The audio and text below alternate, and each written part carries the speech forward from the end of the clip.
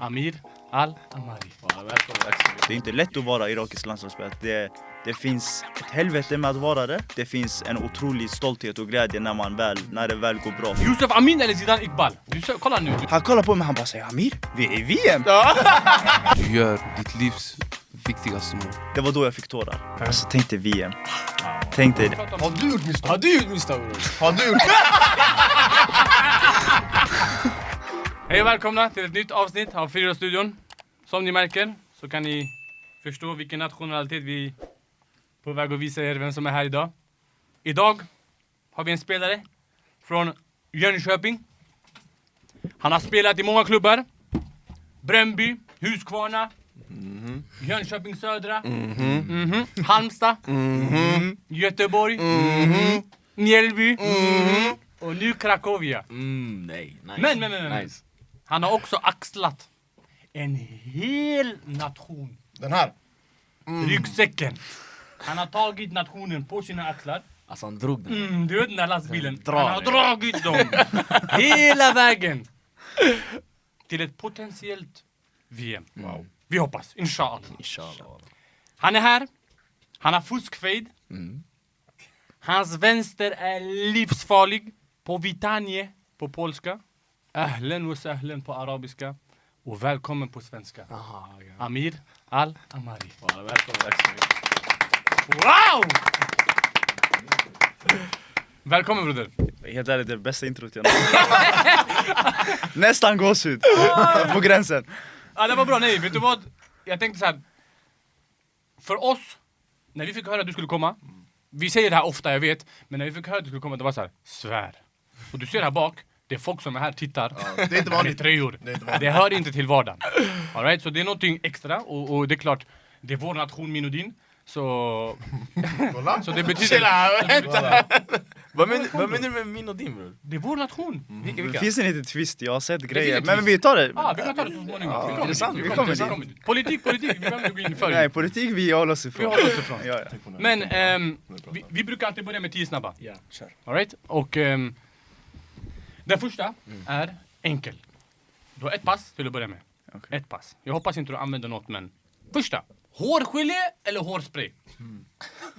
Hårspray. Hårspray.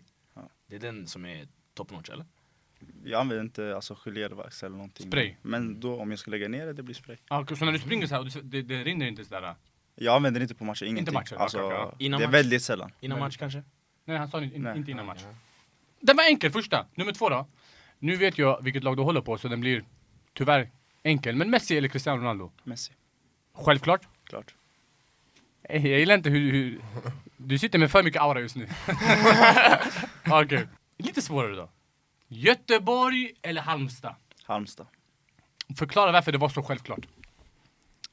För Halmstad var den klubben som gav mig chansen att spela allsvenskan.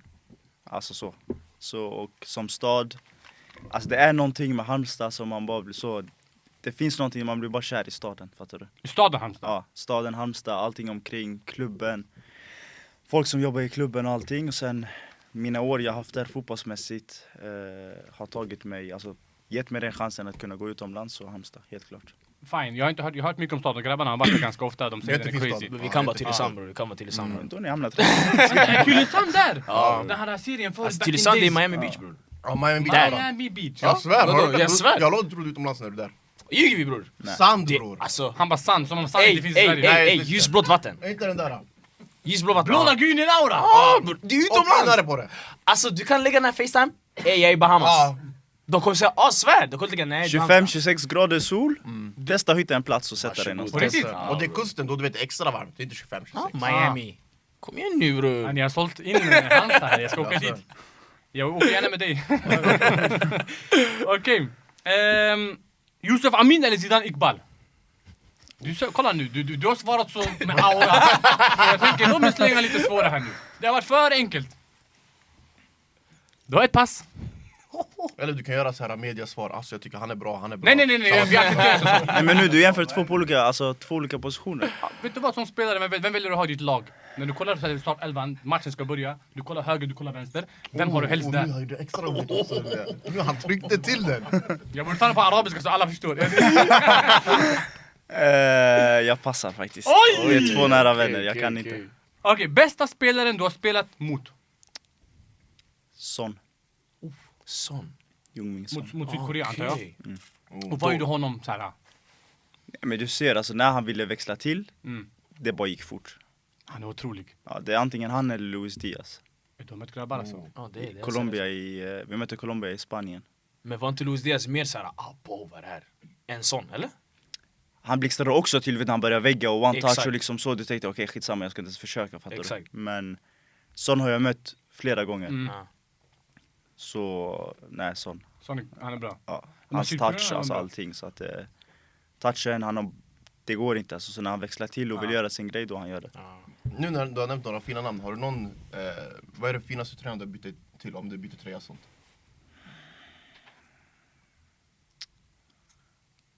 Eller brukar du byta tröja med folk? Ja, alltså jag har bytt. Ja, jag hade bytt. Ja, så här, varför inte? Men vissa leker Jag har såhär, faktiskt men en jag ska historia inte med min debut i landslaget, Mm. det var mot Sydkorea. Kolla. Första A-lagskampen. Vi spelade matchen och allting. Det var i Sydkorea. Sen efter matchen jag blev tagen, alltså direkt när jag går ut från linjen, nummer 16, du ska med doping, fattar du? byta. Ja, du var så bra yani. Jag blev tagen, alltså så doping, så jag bara okej, fine, domaren får gå in i ett dopingrum, bla bla bla, man sätter sig där. Så jag sitter så jag bara, hur fan, alltså spelat 90 minuter, hur ska jag alltså kunna kissa eller någonting, fattar du? Och de sa det måste vara gult. Och du måste kissa alltså ganska mycket. Så jag sitter där, dricker vatten. Så jag tänker, det här kommer inte gå. Ja. Sen efter en halvtimme, Son kommer in. Så jag ska sitta i dopingkontroll med så. Då var det chill. Alltså då man kan ändå sitta här. Och jag vill inte ens kissa, fattar du? Jag började ta sips istället. Så jag satt där och började prata lite med honom. Och du vet man ser en sån spelare, du vet jag spelade i Halmstad då. Jag var inte första år jag har spelat ett halvår i Allsvenskan, så jag tänkte okej, men nu har man chansen ändå prata med någon, så jag började prata med honom. Jag tänkte i mitt huvud, okej, jag sitter och pratar med en Premier League-spelare, han kommer inte fråga någonting tillbaks, fattar du? Han är ändå liksom... Men Sydkorean är först. Ja, men han är annan nivå, fattar Ja. du? Så jag ställer lite frågor och lite så här, sen var jag blev chockad av att han ställer tillbaks. Kolla. Så vi hade satt ändå så med en konversation, bla bla bla, så jag frågade om tröjan till slut. Men det var ju corona då. Så de bara, men vi får inte liksom på grund av corona och sånt här, och de är rädda, och Sydkorea var alltså next level corona, fattar du? De var Men ni har nyss livrädda. mött varandra. Ja, men Ja. han bara, vi kan inte byta tröjor och sånt. Så det var liksom det, men alltså jag har inte bytt med någon liksom så stor spelare. okej. Men jag har tagit någon Colombia-tröja, någon Japan-tröja här och där så. Det är ändå sjukt ändå. Chilla med sån bror. Se dem komma in, det där är crazy. Och det här med, det måste vara gud. Om det är vitt, vadå? Måste du dricka mer?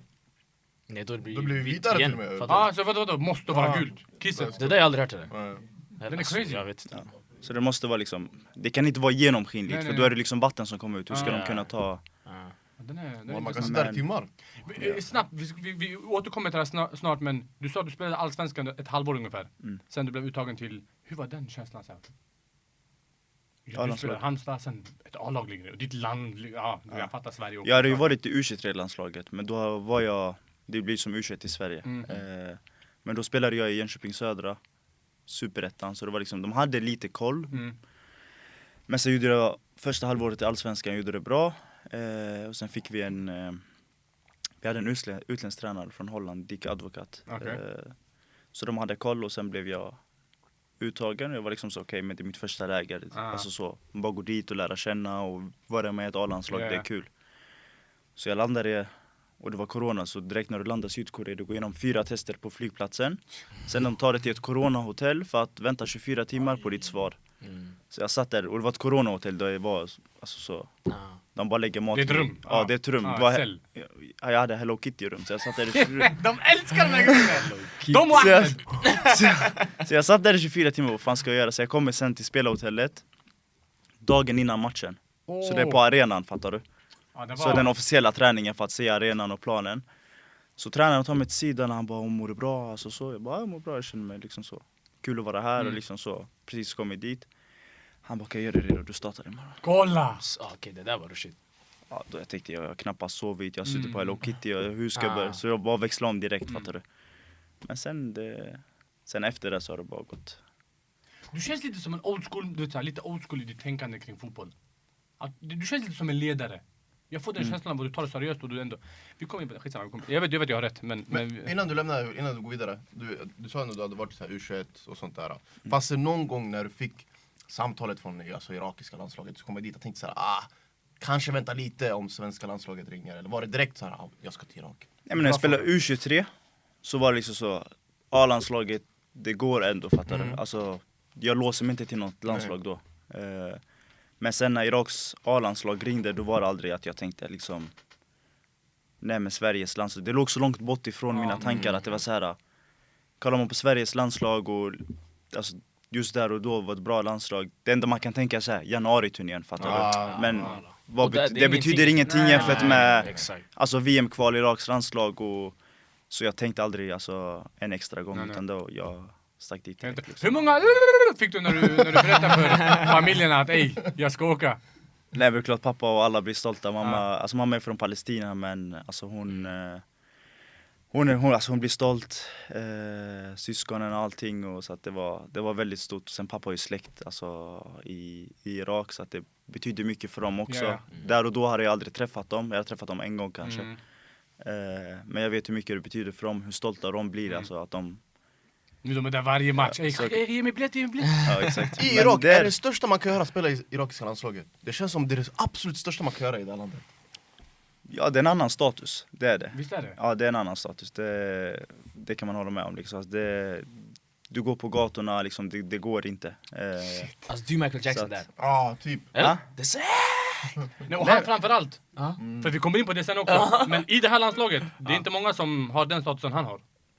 Ja, du kan vara ödmjuk, bror. Men jag tror också alltså, de som spelar i ligan, där har ju alltså publiken, de kan se dem alltså de kan gå dit och kolla. okay. Alltså de är ju stora där, alltså, det är folk som kommer fram hela tiden. Jag kan tänka mig deras liv är helt annorlunda. Men det är klart att jag som bor alltså, utanför Irak, när jag väl kommer dit så är det så här, de ser sin chans, fattar du? Ja, exakt. Och då blir det en annan hype när man väl kommer dit. Det makes sense, Anien. Okej, vad blir det? Fråga 6. Yusuf Amin eller Zidane Iqbal? Jag driver. Jag ska ställa Han ska passa igen. Okej, masgouf eller köttbullar på det här klassiska svenska tallriken med potatis mot lingonsylt. Och den är underbar. Den är crazy. Den är god. Det blir köttbullar. Det blir köttbullar. Om jag hade valt dolma då? Istället för masgouf. Det hade varit dolma. Ja, 100%.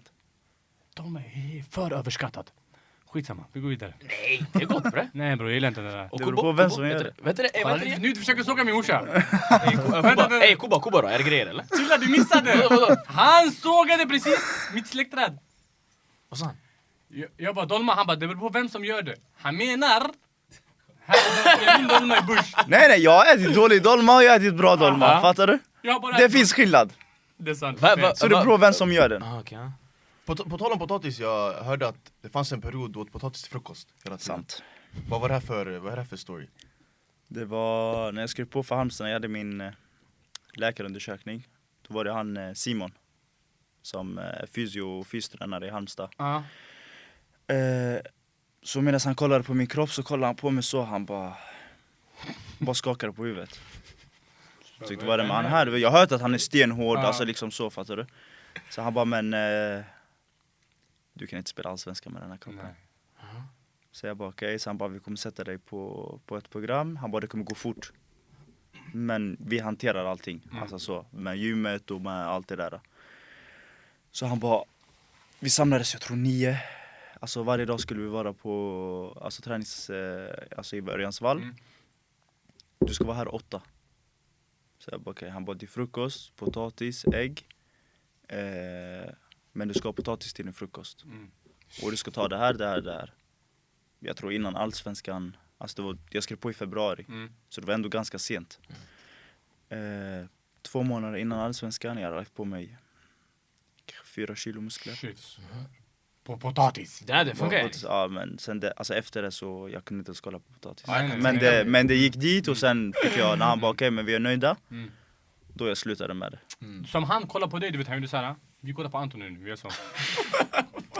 Men Han är sjuk! Walla! Du vet när du har gått ner, alltså du Utan han vägde typ... Alltså, Han har för lockigt några med år Men jag sedan... sa ju det när jag gick Ja, in ja, från dörren. ja. Jag tänker kameran kanske har ljugit för mig någonting, så jag var bara tvungen att fråga, har du gått ner i vikt eller? Bror, han vägde alltså... Sätt på 30 kilo för typ 2 år sedan. nej. Walla, ljuger jag? Jag åt också potatis bror, jag åt bröd, potatis, allt. Vad har du gjort? Jag har bara tänkt på vad jag äter. Jag har gjort det han behöver göra. Walla, det är sjukt. Alltså, han får mig att se ut som att det är bara... Nej, Och jag väger lugn! ändå mindre än honom. Du själv driver bara. På köpet walla! Men ni vet, när han säger det, snabbt bara. Potatispasta, bröd eller ris. Vad väljer ni först? Vad är godast? Vad sa du, potatis? Potatis bror, för mig potatis är bäst. Men pratar vi bara kokt eller kan vi Nej, olika du former? kan göra alla former du Ja, vet. Potatis. Potatis, pasta, bröd eller ris. Alltså vad gillar att äta? Vad tar du först? Bröd eller? Bröd? Fan vad kul du hade Bror, det. what the fuck? Nej men jag känner, vad är det Pasta. för med bröd bror? Pasta. Pasta. Ja, Varför? bröd bror. Ja? Bröd. Smör. Nej, du lägger till saker. Bro, han kanske är lite iraker i sig, han kanske har någon procent bror, han gillar det här bröd, du vet. Ahmed, med bröd Ja, under. exakt. Det går inte. Eller? Ja? Vadå, det är inget fel eller? Bröd i sig är inte... Du menar bara, om det är bröd då det är bara bröd? Yes. Jaha men då pasta guess bror men... Okej, pasta smakar ju så mycket va? Fan vet jag bror nu. Men vänta, vad smakar potatis? Potatis. Vad smakar Det är det? inte bara potatis. Du kan ha pommes. Du kan göra potatispuré. Det var det han sa. Du jag kan göra äggmacka. Nej. Nej, Varför? För potatis är fortfarande potatis. Pommes, vad är det? Vadå pommes vad är det? Vad är Vad är det pommes? för extra i Vad är pommes? pommes frites? Det är bara pommes. Ingenting. Nej, vad är pommes frites? Jack.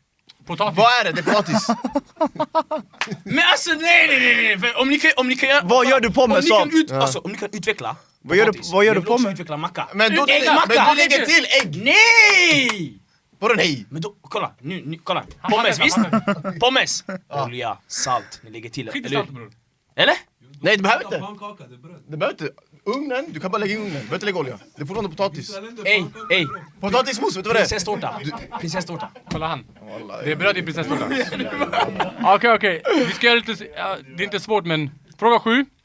Du sitter i fängelse i 20 år. Eller någon av dina föräldrar sitter 2, men de vill inte. Det här är ganska enkelt, eller? Va? Hänger Vad du sa med? du? Du sitter i fängelse i 20 år. Ja. 20 år bror. Du vet det är lång tid. Ja. Eller någon av dina föräldrar sitter i 2 år, men de säger klart och tydligt Amir, jag vill inte sitta. Jag sitter 20. Kolla på hans reaktion, du Chilla, fattar vart man. vi är på väg i världen. Ja. 20 För jag är på år. ditt tåg. Alltså vet du hur många klasser du missar 20 år? Ja. Det är Bryr mig många. inte. Så länge mina föräldrar har det bra, jag bryr mig inte. Men 2 år, är det inte snabbare bara? Så här, 2 pam, Nej. pam, pam. Svär? Nej. Du hade Tänk inte att du ser dina föräldrar 2 år. Fattar du? Du hälsar på varje dag. Ha? Eller? Picknick in i fängelse. Och alla någonting här eller? Ja? Hon ska sitta där och säga Amir, jag vill inte vara här. Hade du skickat din mamma in i fängelse 2 år? Ska du sitta 20 år? Bror. Fattar jag Att tappar du ens, snabbt, det gå går inte, snabbt. att du ens tänker det. Svär? Ja. Och du vet, vi har haft Går gäster inte. också, de säger skicka. Ja Nej, bre! nej, det- Irak har precis kvalat till VM. Okej. Irak har precis kvalat till VM, så Ahmed. Fortfarande samma? Ja, jag sitter. Ja, du sitter. Okej. Där. Låt min farsa gå hem. Okej. Bästa spelaren du har spelat med? Med. Lebogang Piri. Lebogang Piri, jag känner inte den där spelaren. Det var i Bröndby. Okej. Han kom från Sydafrika. Han kom upp som en talang så alltså. Men han var helt alltså. Han var annan nivå. Vad var det? Alltså kvick, teknik, explosivitet, pressspel. Han hade allt. Position? Mittfältare. Mittfältare. Det var Bröndbys, alltså U19, eller? Han var med där och sen spelade vi lite i reservlaget tillsammans. Men sen slog han igenom i A-laget. Var spelar han nu? Nu tror han är tillbaka i Sydafrika. okej. Alltså chilla, men han stack från Bröndby, tror han stack till franska ligan. Sen han var där så han haft lite, jag tror 2 korsbandsskador eller någonting det efter. klassiska. Där också. Men när han var frisk, alltså när jag såg han och hur han var i Bröndby, det var annan nivå. Alltså han var klass. Vi måste ju kanske kika lite på den där, göra en skön Jag har video av aldrig det. hört det, ja. Okej, vad är din drömklubb?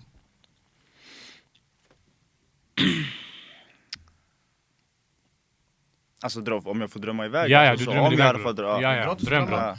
Då har jag sagt, alltså, sen jag var liten, jag har alltid sagt Barcelona. Barcelona. Men ska jag vara realist så jag lever bara för att nu jag spelar fotboll. Jag har Jo, det jo, bra. jo. Ja. Ja, vi menar Men om det. jag får drömma Ja. iväg, då är det Ja. varit Barcelona. Så klart. låt oss säga att det är din dröm nu.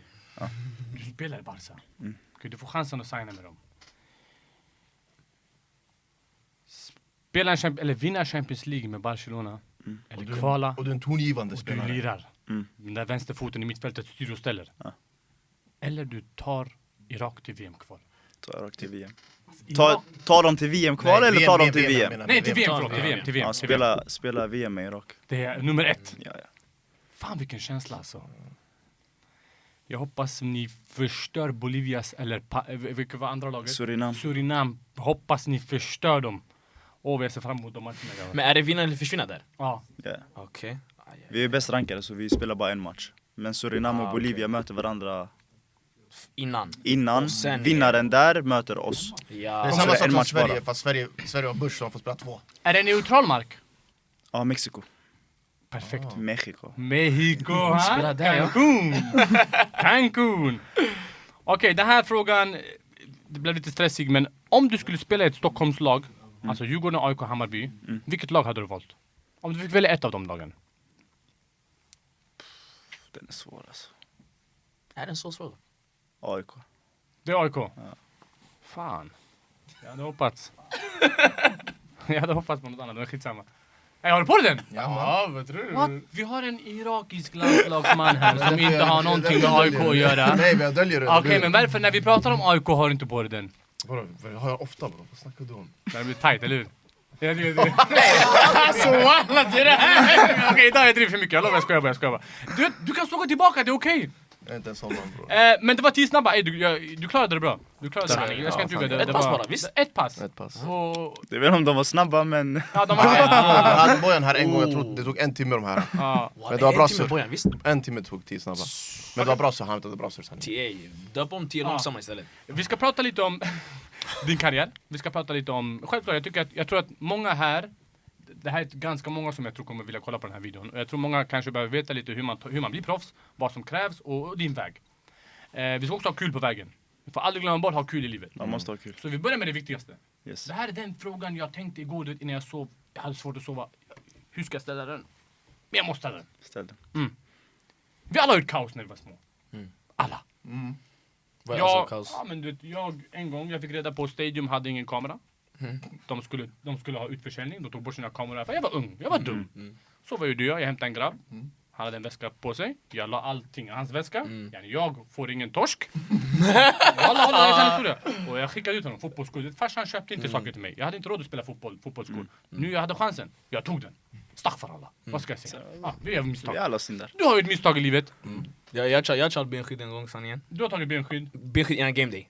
Teamsport, ja. Bam, sen blev jag catchad. Ringde farsan. Framför, alltså yani, ja. Den är jobbig. Ja. Vi går hem. Teamsport är här. Vi går hem. Sur hela vägen hem, bro. Jobbigt, bror. Har du gjort ett misstag i livet? Livs. En, två godisar sådär. Ja. Snabbt i fickan. Ja. Vad menar du med det? Jag vet inte vad han menar, bror. Ser du, nu börjar alla andra hoppa på tåget. Men nu till Bro, du ger dem öppet mål. gästen då. Nu till gästen då. Du är assistkungen. Jag tänker så här. Vi har gjort misstag, vi pratar om våra misstag. Och jag tänker vi kan väl prata om... Har du gjort misstag? Har du gjort misstag, bror? Har du gjort misstag? Det är därför han är här. Har du gjort misstag? Jag har gjort misstag. Gifflar av allt. Nej, inte okej. Wow. Kan vi byta ut den här mot gubben? Lägg den här framför mig. Ja, det är snygg också, va? Gifflar! Ha? Ja. Ja, vi alla är våra misstag. Vill ni ha historien eller Jag vill vad? inte ha den, därför är jag tyst. Bro, jag slutade skolan. Hade min träningsväska så... Kolla på klockan, jag bara hinner inte hem. Och skolan låg bredvid där vi tränade. Så jag tänkte okej. Kolla i fickorna lite så jag hittade en 20-lapp. Tänkte okej, gå in på Willys. Det här var innan inflation. Yeah. Man fick ändå mycket för 20 kronor. Så jag går alltid en drickyoghurt innan träningen. En kexchoklad. Sen började jag tänka vägen hem. Det var ändå en promenad hem, alltså en bit. Någonting jag måste ha efter träningen. Så jag går så på vad kan jag få med mig? Ja, gifflar. Men de här 20 kronorna räcker inte. Så jag börjar kolla så vilken ska ner i väskan, fattar du? Så jag tänker nej, om jag köper de här 2 grejerna då jag får ner en sak i alla fall. Så jag går där bland drickorna, allt. Jag minns allting i detalj. Vi märker det. Ja, jag går bland drickorna, du vet de här stora hyllorna där. Ja. Mellan cola där, väskan är halvt öppen, kastar in den snabbt, viker, säger... Men det var en människa där. Mm. Alltså så, men jag tänker, det var bara någon, fattar du? Aha. Sen jag går, betalar, skitglad på väg ut. Den här! Ja, det lät inte ens! Nej. Hej, var ska du? Nej, alltså jag går ut, jag tänker jag klarar det, mission complete. Så jag går ut, bakom mig, kollar upp, civil. Så den som stod där bland drickorna, Boom. den som stod där bland drickorna, jag känner igen den här, han var civil. Kan vi få kolla väskan? Öppna väskan. Så Han var jag, nej. nej, jag bara absolut. Så jag öppnar. Och jag har lagt in den i handduken. Aha. Så jag drar upp allting i ett. Fattar du? Så, alltså allting, han kollar in i väskan, den är tom. Ja, men han tänker säkert, han hade säkert lämnat tillbaks den. Mm. Så jag tänker, jag håller på att klara detta nu. Ska jag lägga ner den? Gifflarna, ding! Ut ur väskan, och du vet jag är halvt nere. De trillar ut, jag kollar upp på honom så. Snälla, vi höll på att klara detta, snälla låt mig klara det. Sen när han kollar på mig, han bara, ja, vi behöver gå in i kontoret. Så du vet, du går den här och du kollar, hoppas ingen sett mig. Du vet, jag tänkte såhär, för framför Willys det är en livs. Där farsas vänner, och vet mamma, du vet såhär, jag tänker hoppas inte någon har sett mig, fattar du? Så vi går in, kontoret där bak. De sitter, varför gjorde du, bla bla bla. Så, nej men alltså, jag sa liksom, de måste ringa dina föräldrar och sånt här. Sen pappa och morsa kommer och såhär. Vad jobbigt. Så det är klart, sen sätter oss i bilen. Pappa bara ska inte till träningen. Så jag tänkte okej, det är inga problem. Jag åker hem. Han gör ingenting, alltså det är så chill, fattar du? Jag har ändå förväntat mig, du vet, någon höger, vänster, någonting. Sen sätter mig i rummet. Ingenting händer, bla bla bla. Och mina systrars rum är bredvid. Mm. Jag hör dem gråta. Varför gråter de här? Sen min pappa säger, kom Amir. Så lugnt, fint, kom. Jag öppnar mina systrars rum, de sitter och gråter. Han bara, är det här du vill? Är du nöjd? Alltså jag ska få dåligt samvete, fattar du? Så jag bara, och jag vet, alltså, jag var ändå ung, du vet, jag kopplar inte. Okay. Så jag säger till dem, varför gråter ni? Jag är arg nu, jag ska vända. Du vill inte ens göra matten lite än? Nej. Jag gjorde det här, det kanske... Nej, jag går inte de är äldre än mig, jag är yngst, alltså sa syskonen. Varför gråter ni? Så han bara, är det här du vill? Så de bara, bla bla, så jag hör min mellersta syster. Hon bara, tänk så blir du kriminell. Och han, jag vill Du bara vet, alltså snutt så här. Vad sa du då? Jag bara, det är gifflar. det är chill, ne? Jag bara, det är gifflar. Men du vet, polisen har aldrig varit inblandad någonting i våra familj. Det var första gången, fattar du? Så det var ändå så här. Och då min storebror, han spelade i Elfsborg. Okay. Han var ungdomsproffs i Elfsborg. Så min farsa ringer honom, bla bla bla, så här. Och min bror var sån här. Alltså han var ganska hård mot mig, fattar du? Okay. Jag trodde han skulle säga, det är gifflar! Nej, han var ganska hård, fattar Gifflar, du? Han var ganska hård mot mig. Så jag får bara höra att han är på väg mot Jönköping. Han har satt sig i bilen. Ny stress! Ja, nu jag var rädd. Nu jag börjar svettas, fattar du? Jag sitter fortfarande i mitt rum, jag tänker höger, vänster, vad ska jag säga, vad ska jag förklara? Du vet, 100 scenarion gick i mitt huvud. Sen jag hör han komma in i hemdörren där uppe. Jag låtsas sova. Jag lägger det, vet så, då han kan inte komma in och säga någonting. Kom ändå väcka henne. Nej, jag låtsas sova, jag hör bara någon komma in i rummet. Sen gå ut. Så jag tänker, jag klarar detta. Så när han har gått ut, jag vaknar. Han har lagt en giffelpåse och en pucko. Det var han! Han har lagt en giffel och en pucko. Yani här, har dåligt samvete. Yani var det värt det? Han är utvecklad så i hjärnan, fattar du? Men jag är inte utvecklad, yani så, jag tänkte inte så långt. Han har lagt en giffel och en pucko. Han fick pucko också, bror. Ja, så han är så här, har dåligt samvete. Alltså det som hänt, nu man tror värsta familjen så, men yani var det värt det? Fattar du? Polis, allting för detta.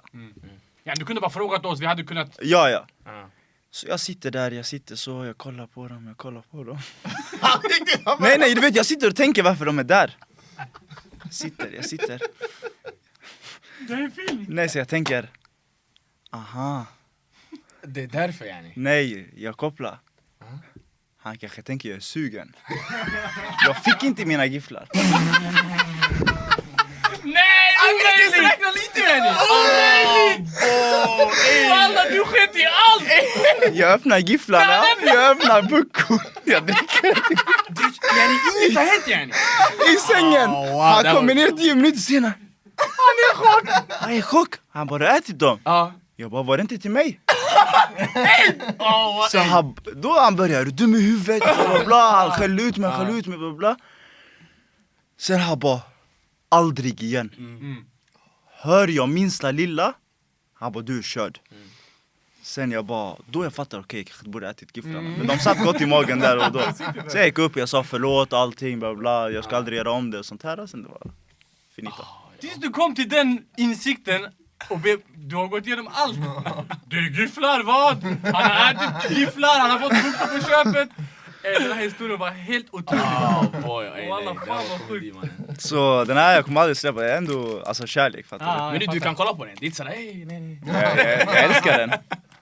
Till och med i Krakow bror, jag åker till hela vägen till Ikea för att hämta gifflar. Ja, de finns där? Ja. Ja, men då så. Så Ja, att det var är chill. affärer bror, öppna om du känner det, det är ingen stress. Vad sjuk historia. Okej, om jag säger IFK Öxnehag. Öxnehaga. Vad tänker du på? Är det moderklubben eller? Ja. Där allt börjar? Exakt. Okej.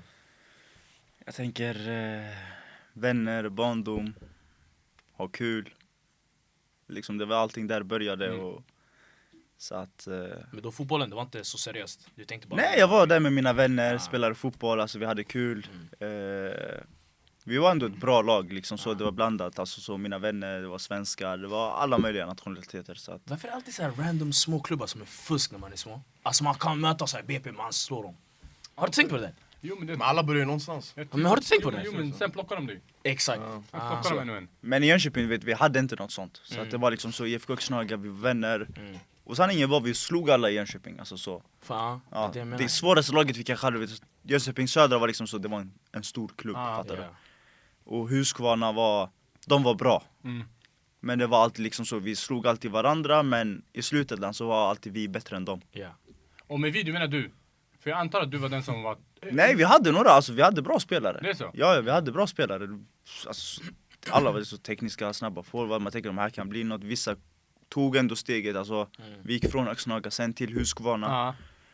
De var också med i det 97-laget som vi hade där som var väldigt bra. Vi var på stora turneringar och liksom tog oss långt och allt det här. Så att vissa kom med i distriktslag också, liksom, så att det var bra Det fanns spelare spelare. där. Ja, men sen så krävs det också att man Kör hela vägen. håller i Jo, det är och klart. liksom krävs hela vägen och fortsätter och allting. Så på vägen har vissa liksom trappat ner och vissa fortsätter. Så att, Hur gammal är du vid Öxnehaga? Hur gammal är du här? nej. Alltså innan du går till Huskvarna, hur gammal är du? Jag går till Huskvarna vid typ 12 års ålder. Ja, 12 års Här ålder. någonstans vet du att du är bra. Nej, Har du kopplat? Jag är fusk. nej. Har du hört från din bror såhär, ey, spela seriöst? Eller?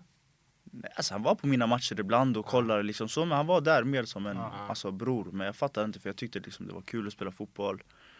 Men märkte du inte själv där så? någonstans typ efter det började liksom de här distriktslagen och Smålandslaget och liksom jag tog mig vidare sakta, men alltså Ja. så alla de här lägren.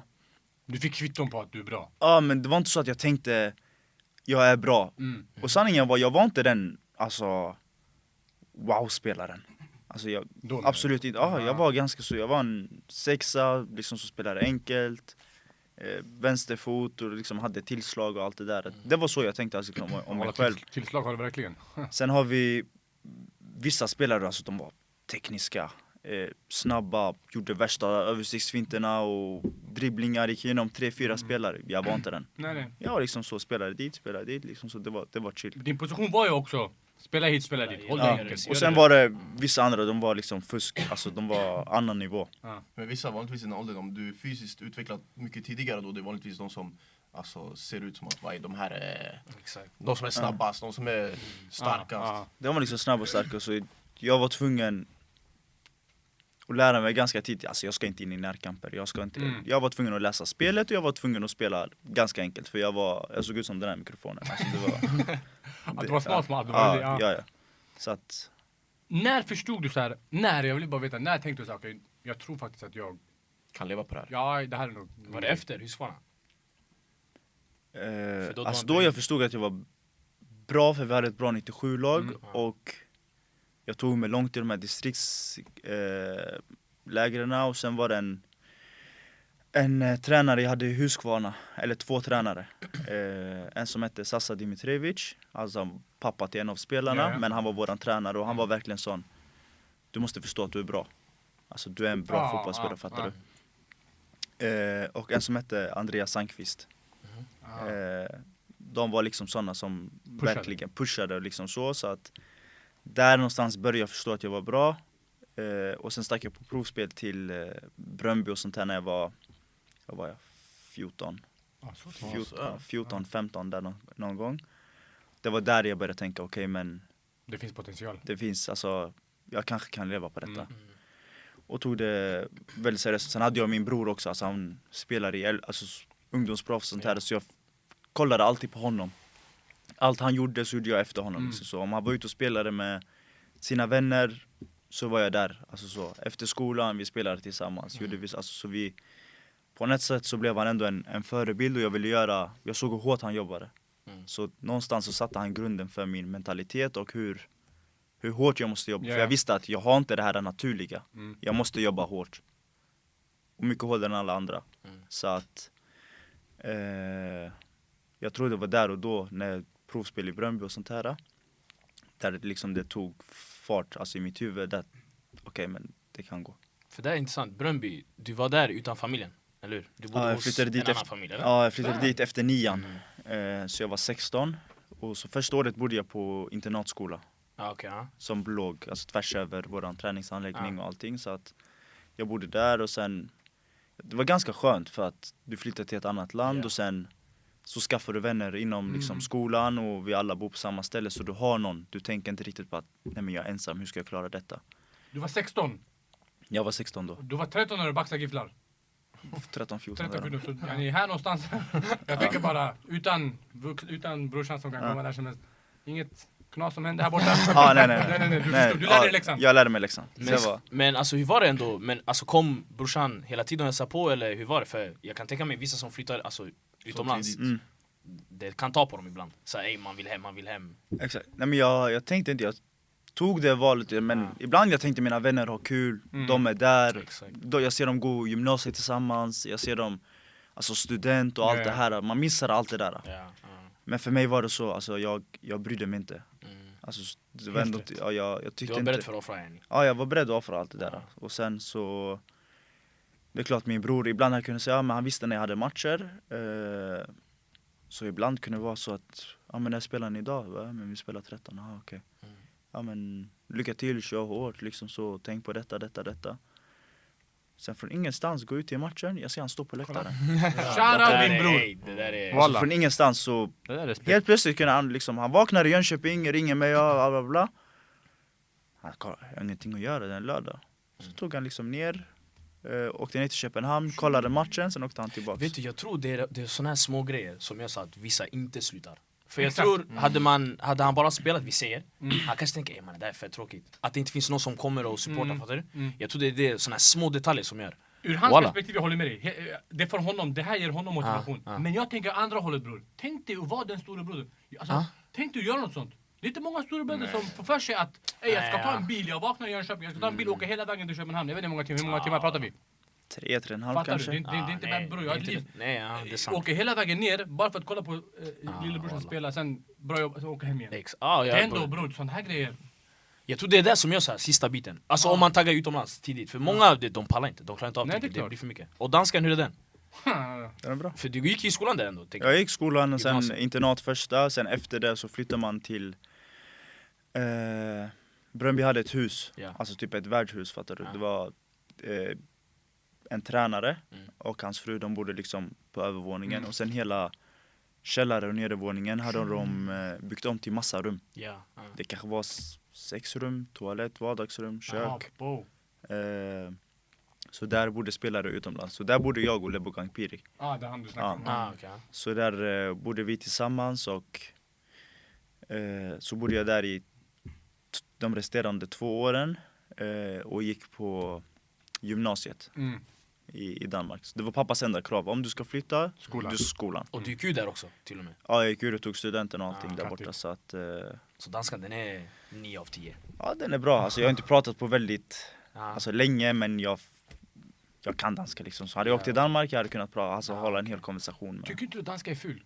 Var ärlig nu, jag vet, du pratar språket, men man kan prata språk tycker du? Jo, det är klart det är fult. Jag tycker danska är jättefult Ja, tack, ja. och norska är åt också andra håll. Ja, Norska, det är likt svenska med. Nej bror, Ja, men det låter som svenska, men de har den, alltså... de har För oss araber är det som... Ursäkta alla libaneser. Det var vad jag sa det. Du förstår,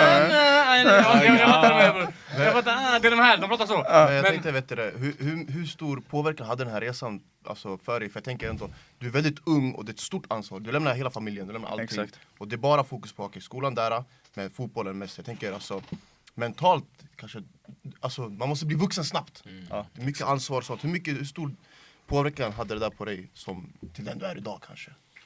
Nej, men jag tror det formade mig väldigt mycket. Alltså helt klart. Du måste ta ansvar, du måste lära dig. Okej, men du står där, okej, men jag ska laga mat nu. Fattar du? Du måste lära dig alla de här grejerna. Lägga Så sig i att, tid. ja, exakt. Så man fick ta ansvar väldigt tidigt. Och man mognade väldigt tidigt. Och grejen med mig var att när jag bodde i Jönköping och sånt här, när jag var med min bror. Och han tog ofta med mig till när han chillade med sina vänner. För det var liksom så, jag såg upp till hans vän också, Robert Gojani, som också var liksom, han spelade i Jönköping Södra då. Sen stack han till Elfsborg och Kalmar och sånt här. Och han var väldigt bra, samma position. Så jag tyckte det var coolt att hänga med dem. Ja. Men samtidigt så fick jag mogna, för jag var tvungen att vara, alltså, så, lära mig vara tyst när jag ska vara tyst, prata när jag ska prata, säga rätt saker. Så man blir mogen väldigt snabbt, och just där i Danmark så lärde jag mig allt det här. Alltså, hur man pratar med vuxna, respektera andra, jag är själv här, ta ansvar för pengar du får. Alltså alla de små grejerna som du kanske inte tänkte på när du liksom bodde hemma. Alltså okej, men jag har de här pengarna, jag ska leva på detta nu. Jag kan inte gå och köpa vad jag vill. Exakt. Och så sitter jag där resten av månaden och alltså, dricker vatten, äter nudlar. Alltså det går inte. Walla, det här är jätteviktigt för folk Det är att höra. viktigt, ja. Det är jätteviktigt för att Så att, För man har ju det är hört inte många... bara bo Nej. ensam. Som han säger, du ska hantera pengar. Ja. Du ska kunna veta hur du ska mogna, du ska kunna prata med vuxna på korrekt. Man lär sig mycket. Och det här tror jag många gör misstag. Jag tror många den delen tappas, gör alltså misstag. många lämnar, eller alltså de blir förstörda för Ja. så pengarna blir såhär, oj nu jag bor ensam, ingen kan säga någonting till mig, ingen kan säga till mig när jag ska lägga mig, när jag ska vara hemma. Ja. Det blir en helt annan grej, man har frihet. exakt. Så det, Och där är det också väldigt bra att du har brorsans närvaro. Eller farsan eller morsan hänger med. Du har närvaron De där. brukade komma, alltså Bröndby hade en bra grej att de som bor utomlands, ungdomsproffs som kommer, de skrev in i kontraktet att när föräldrar kommer så bokar klubben hotell till dem. Kolla. Ja, det där är bra. För att så att de ska kunna få besök. Nu fattar jag varför han kom. Men han sov ju aldrig över. Alltså, när han kom ju ner, alltså, han kom ner, kollade matchen, vi kunde gå ut och äta. Käka efter matchen och så. Sen när han kände okej, men det är dags att åka hem, så åkte han hem. Liksom. När han kom från hjärtat. Ja. Men familj och sånt brukade komma ner, bland vänner. Skönt. Alltså så som brukade komma Och i ner. Bröndby Så det du var, hur gammal var du då? 16 eller? 16, sen åkte hem när jag var 19. Okej, men 16, det är där någonstans landslaget börjar komma. Alltså ungdomslandslaget. Skulle du säga att det där var alltså ett, vad säger man? En liten milstolpe, du vet. Ja. Så här vill jag komma ändå. Ja. Men alltså, jag var ju med alla de här Bosenlägren och Ja. sånt här, men jag spelade aldrig liksom landskamper. Nej, okej. Du spelade landskamper? Nej, jag fick aldrig landskamper där och då, men sen bytte vi till man byter ju, jag tror förbundskapten halvvägs eller någonting sånt. Så kom den förbundskaptenen in och då fick jag landskamper Ja, direkt. för jag såg, det var en match mot Makedonien, jag vet inte om du minns den. Jag vet inte vilket år det var, men sen jag såg några intressanta namn, som typ såhär Jakob Ortmark. Sen Jordan Larsson, Christian Rubio, om du minns. Exakt. Alltså Marko Nikolic. Mm. När du kommer till, alltså för vissa har någon slags, du vet när man är liten, även om man är kallad, du vet vilka de är för att de är så pass, alltså de är så här bra. Alltså även om du är med, du tänker ej de här är fusk. Kunde man se det redan då såhär, ej de här är bra på seriöst. Så aha, det är så här bra måste det vara ändå. Ja, alltså det är klart, alltså, vissa spelare var ju Det var ju mitt första, jag tror det var då jag fick min debut, om inte lite senare. Och där var liksom så, liksom, det var Jordan Larsson, det var, alltså de var ju bra. Alltså hur bra var Christian Rubio? För han gick till Schalke tidigt. Ja, han var också bra, så det var liksom, men det var som säger, jag tror han var utvecklad ganska tidigt. Alltså han hade kroppen, han hade allt det här, så att han var teknisk, han var liksom så, allt det här med skydda boll och hur han rörde sig, allt det där, han var duktig, han var klass. Så att man såg att de här var bra på det sättet. Men jag var fortfarande den här spelaren som var lite laid back, alltså man såg inte mig, man hörde inte mig, utan jag var bara sån, jag spelade. Du jobbade i det tysta igen. Ja, det var så jag var. Buskets. Bro, vad tror du bror? Kroos bror. Det här är Kroos. Nej. Intressant ändå, intressant. Nej walla, det här är för mig, jag älskar att höra sånt här. Du har säkert pratat om det flera gånger, jag vet inte hur många intervjuer du har gjort tidigare, men det blir säkert sagt, jag måste ta det här igen, berätta om min. Men du vet, det här är ändå en ny, vi når ändå ut till vad jag tycker är många invandrare i Sverige och självklart många icke-invandrare. Det lät fel. Svenskar så att säga. Svenskar så att säga. Men här sitter vi med baklava och men jag tror, även om du suger kanske för det jag pratar om, jag tycker det är viktigt. Nej, jag har inga problem att prata om. Och din historia är för mig helt otrolig. Och jag hade bara en fråga, jag skulle bara säga, alltså nu hela den här perioden, landslaget, såna grejer, skulle du säga, vad är det viktigaste för en fotbollsspelare? Är det alltså orken, mentaliteten? Att alltid, du vet... Det sitter mentalt. Alltså för det är många nu talanger som kommer, men sen de försvinner. Vissa har slutat spela fotboll helt. Så skulle du säga så här, mentalt, det är det bästa man måste ha. Alltså det är nummer 1. Och sen viss teknik, vänster, ja. Allt det där kommer efter, för det där kan du träna upp. Men har du inte mentaliteten... Skulle du säga det där är anledningen till att... Men alla formas på olika sätt, skulle jag säga. Alltså min mentalitet kom från att jag behövde ta de här stegen. Alltså göra de här grejerna hela tiden. Vissa som har det naturligt och får höra kanske, nej men du är fusk, du är wow, sen du kommer bli något, du är proffs, du är, alltså så, fattar du? Naturligt det blir så här, det är chill. Alltså jag behöver inte. Exakt. Så lägger de alltså så, de förlitar sig på sin talang och tänker de, resten kommer lösa sig. Men jag visste att jag behövde jobba hårt. Så att mentaliteten kom från det att från att jag var yngre behövde göra samma sak hela tiden, alltså varje dag. Så mentaliteten skulle jag säga kommer nummer 1 innan allt annat. Ja, jag håller med där. mentalitet. Det är därför jag och Kuro sitter här och pratar fotboll. Är det inte korsbandet eller? Nej, jag var bra när jag var liten, men det var inte någon distrikt-aura, men jag var bra. Men jag var bra. Nej, jag var bra. Du var forward, visst? Jag var forward när jag var liten, jag pangade, alltså jag gjorde mål. Så på en säsong, hur många mål kunde du göra på en säsong? Nej, alltså det går inte ens att räkna. Vadå hur många mål? Var du Haaland av dig? Jag var Haaland. Alltså, du var Haaland innan Haaland? Vet du vad han är? Han är, du vet det här Pelé-snacket. Pelé har gjort så här många mål, men det finns inte bevis på Det finns det. ingen kamera. Nej, han är nära. Han är den Det shunon. finns ingen bevis för det här. Han säger bara frågan här. Så man frågar, han var väl bra? Ja, eller? Alltså jag vet inte vad det är för skillnad om jag är bra eller inte. Jag sitter här idag, jag är inte fotbollsproffs. Det är ingen skillnad. Det stämmer inte själv och liv. Men vi ställde i alla fall frågan på Instagram igår. Att du skulle komma. Och vi bad folk ställa frågor. Och innan vi kom in på frågorna som folk ställt.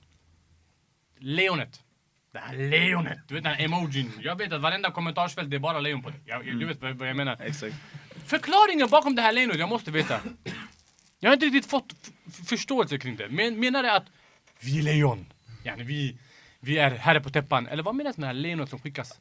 Alltså själva betydelsen vet jag inte det, så jag har inte gått djupt in i det. Ja. Men det är typ som, vad ska man säga? Djurgården, vad kallas ni? Järnkaminerna. Exakt. Det är bara era. Eller aporna eller vad.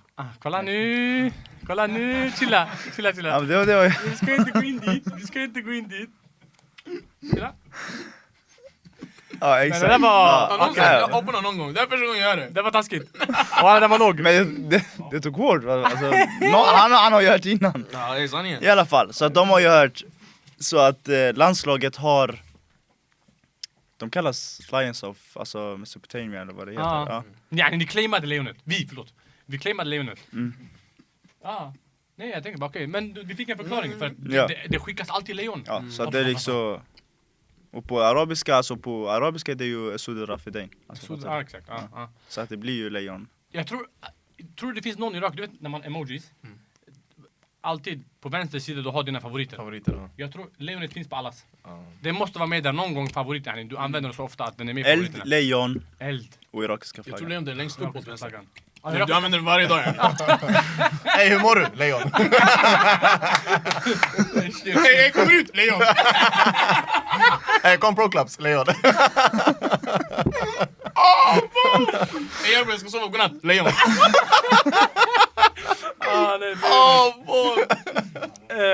Walla, ja.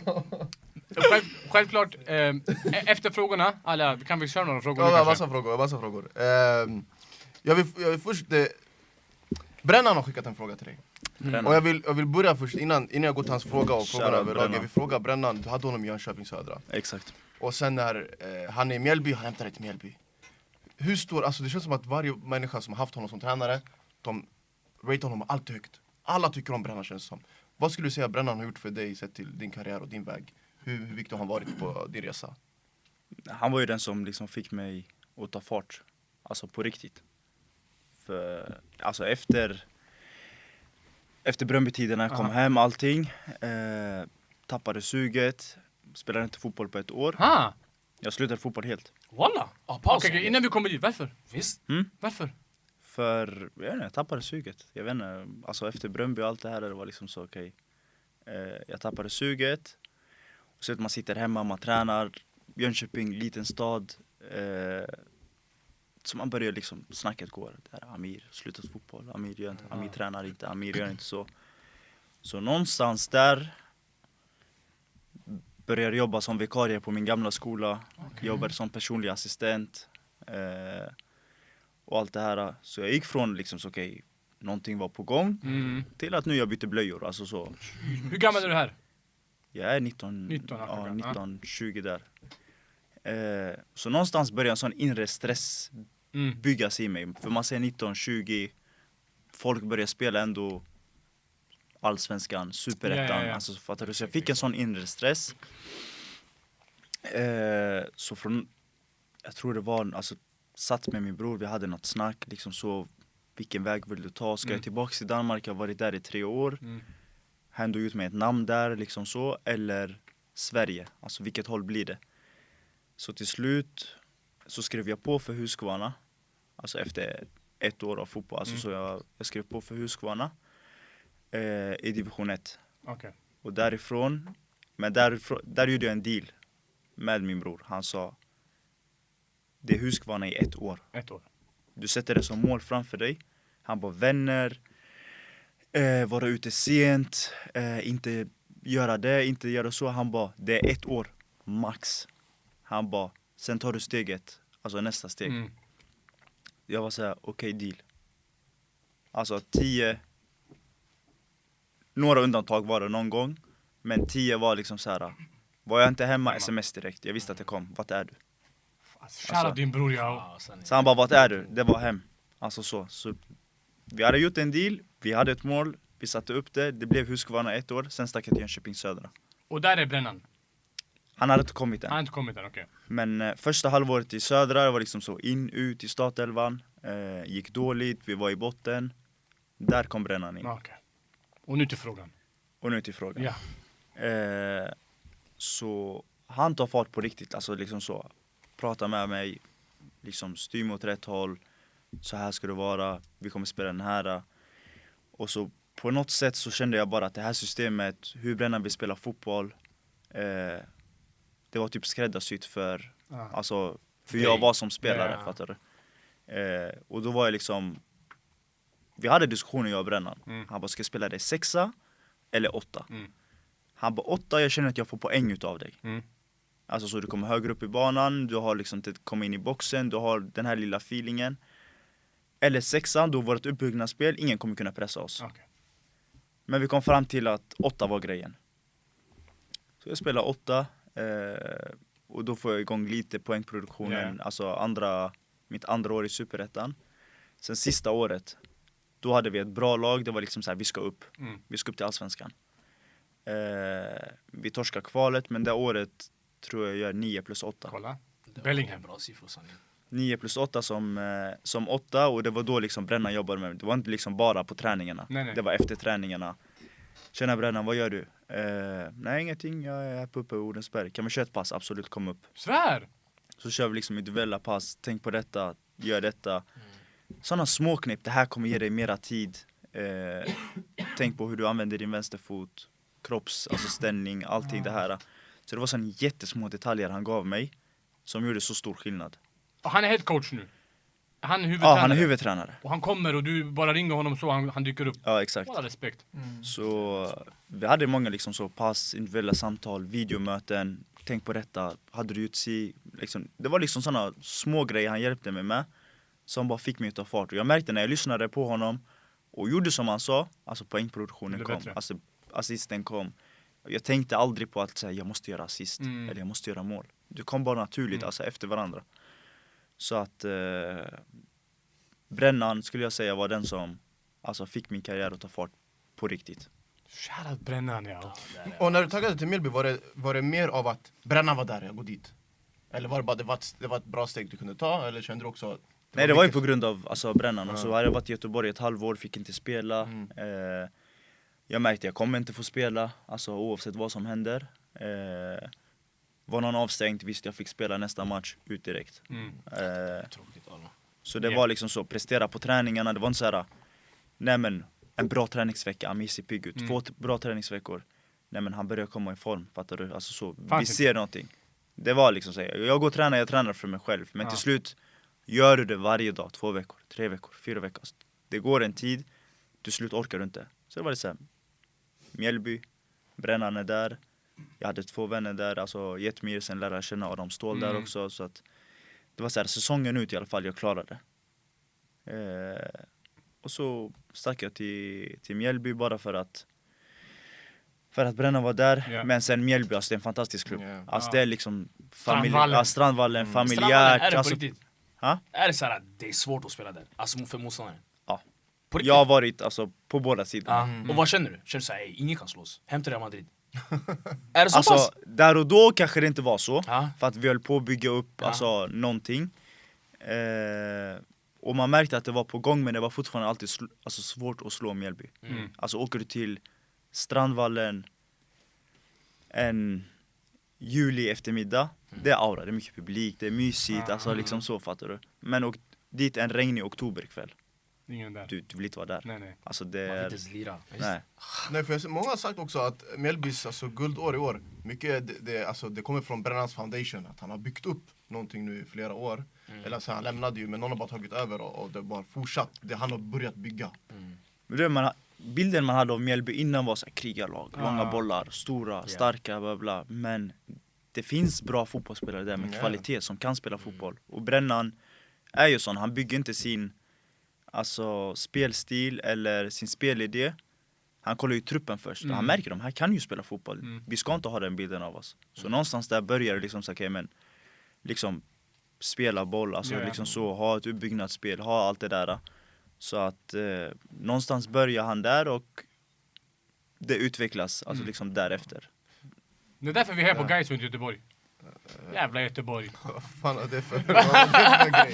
Nej, jag var inte. Ey, Göteborg fick bara en chans, Gör ni det? Ey, fuck det Jag var här tvungen du, bror, det kliar. Sen han sa Göteborg så att jag måste lägga den där. Nej, men alltså, för grejen är många spelare som har haft Brännan, de pratar alltid gott om honom. För det Ja, känns som att han var inte den här tränaren som bara la upp en taktiktavla och sa vi ska spela så här. Han var mer än en tränare. Han var mer än en tränare, han fick dig att känna sig jag vill göra det han säger till mig att göra för att han gör mig så mycket. Exakt. Så jag vill verkligen du vet, så här, göra mitt absolut bästa för Och honom. det var så här, säg att vi torskade en match i Södra, vi var inte alltså ledsna för att vi torskade. Vi satt i bussen på väg hem. Alltså, vi har svikit Brännan. Fattar du? Då är man tränare. Ja, vi har där svikit Brännan. Och det var liksom, alltså vi ändå, det året hade vi ändå namnet, så det var Jetmir Haliti. Det var Pavle Vagis, Janis kom från Djurgården, jag tror Mustafa Zeidan. Han leder där, ja. Alltså vi hade ändå Edin Hamidovic, alltså han var ändå på den tiden alltså bra. Alltså nu vet jag inte vad, jag tror han har rakt av eller han spelade i division 1. Men han hade ändå liksom där Brännan fick igång allihopa på ett annat sätt. Och det var så här folk som kom på lån. Men det året var vi liksom så, vi torskade kvalet mot Kalmar. Men alla var redo på liksom så här, vi ska stanna här. Vi hade sån, alltså den lagsammanhållningen, vi stannar här. För nästa år det är garanti vi ska upp i alltså, allsvenskan. Jag älskar sånt. Ja, Det är garanti. bra. Men sen därefter, Brännan lämnade, alltså tog oss ändå till kval. Mm. Någonting hände, klubben, Jönköping Södra, Brännan gick isär. Sen alla bara, va? Brännan är inte här, vi ska inte hit. Och mitt kontrakt hade gått ut så jag lämnade. Shit.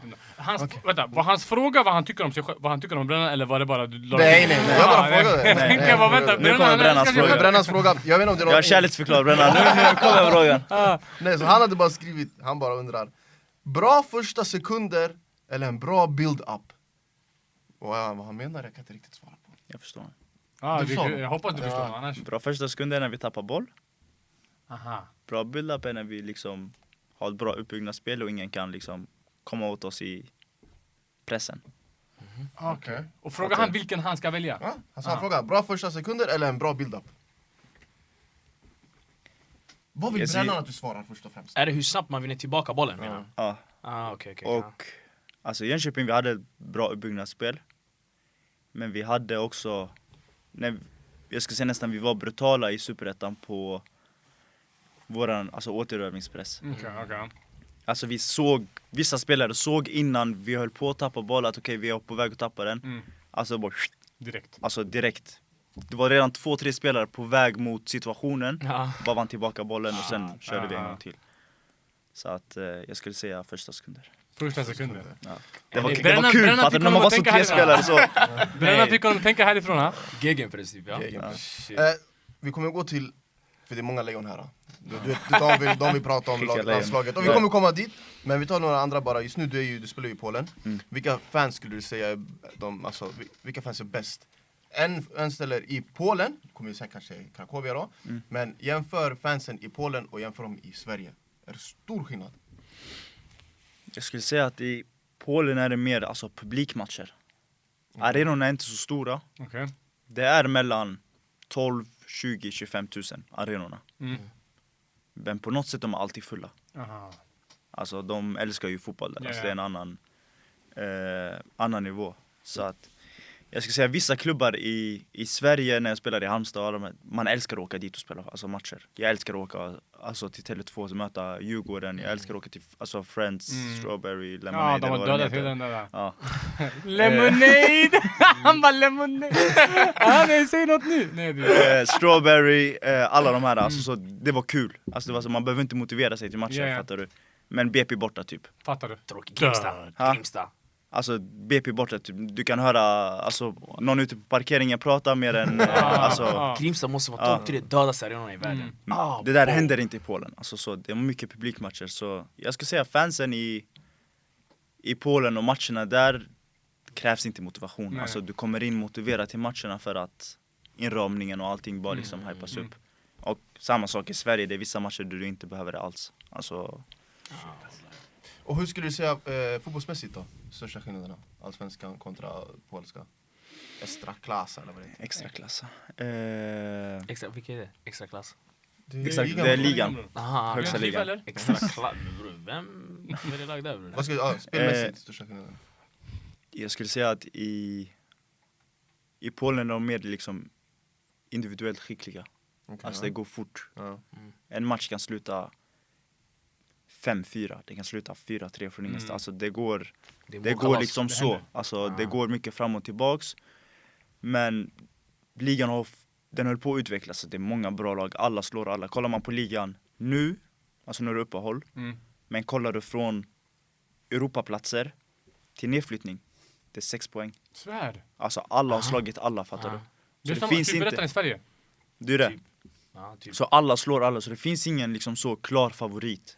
Du kan möta ena laget i kuppen, slår de 3-0, sen möter de ligan veckan efter, de slår dig 5-2. Fattar du? Så att det vänder väldigt fort, men i Sverige känns det som att det är mer. De som är bra är bra. De som är bra är bra och de som liksom, det delas upp efter ett tag. Ja. Men För du är ändå i Polen, du bor ändå i Polen och jag har några erfarenheter från Polen. Så jag tänker jag bara kollar om du har liknande erfarenheter. Jag har varit i Polen några gånger bror.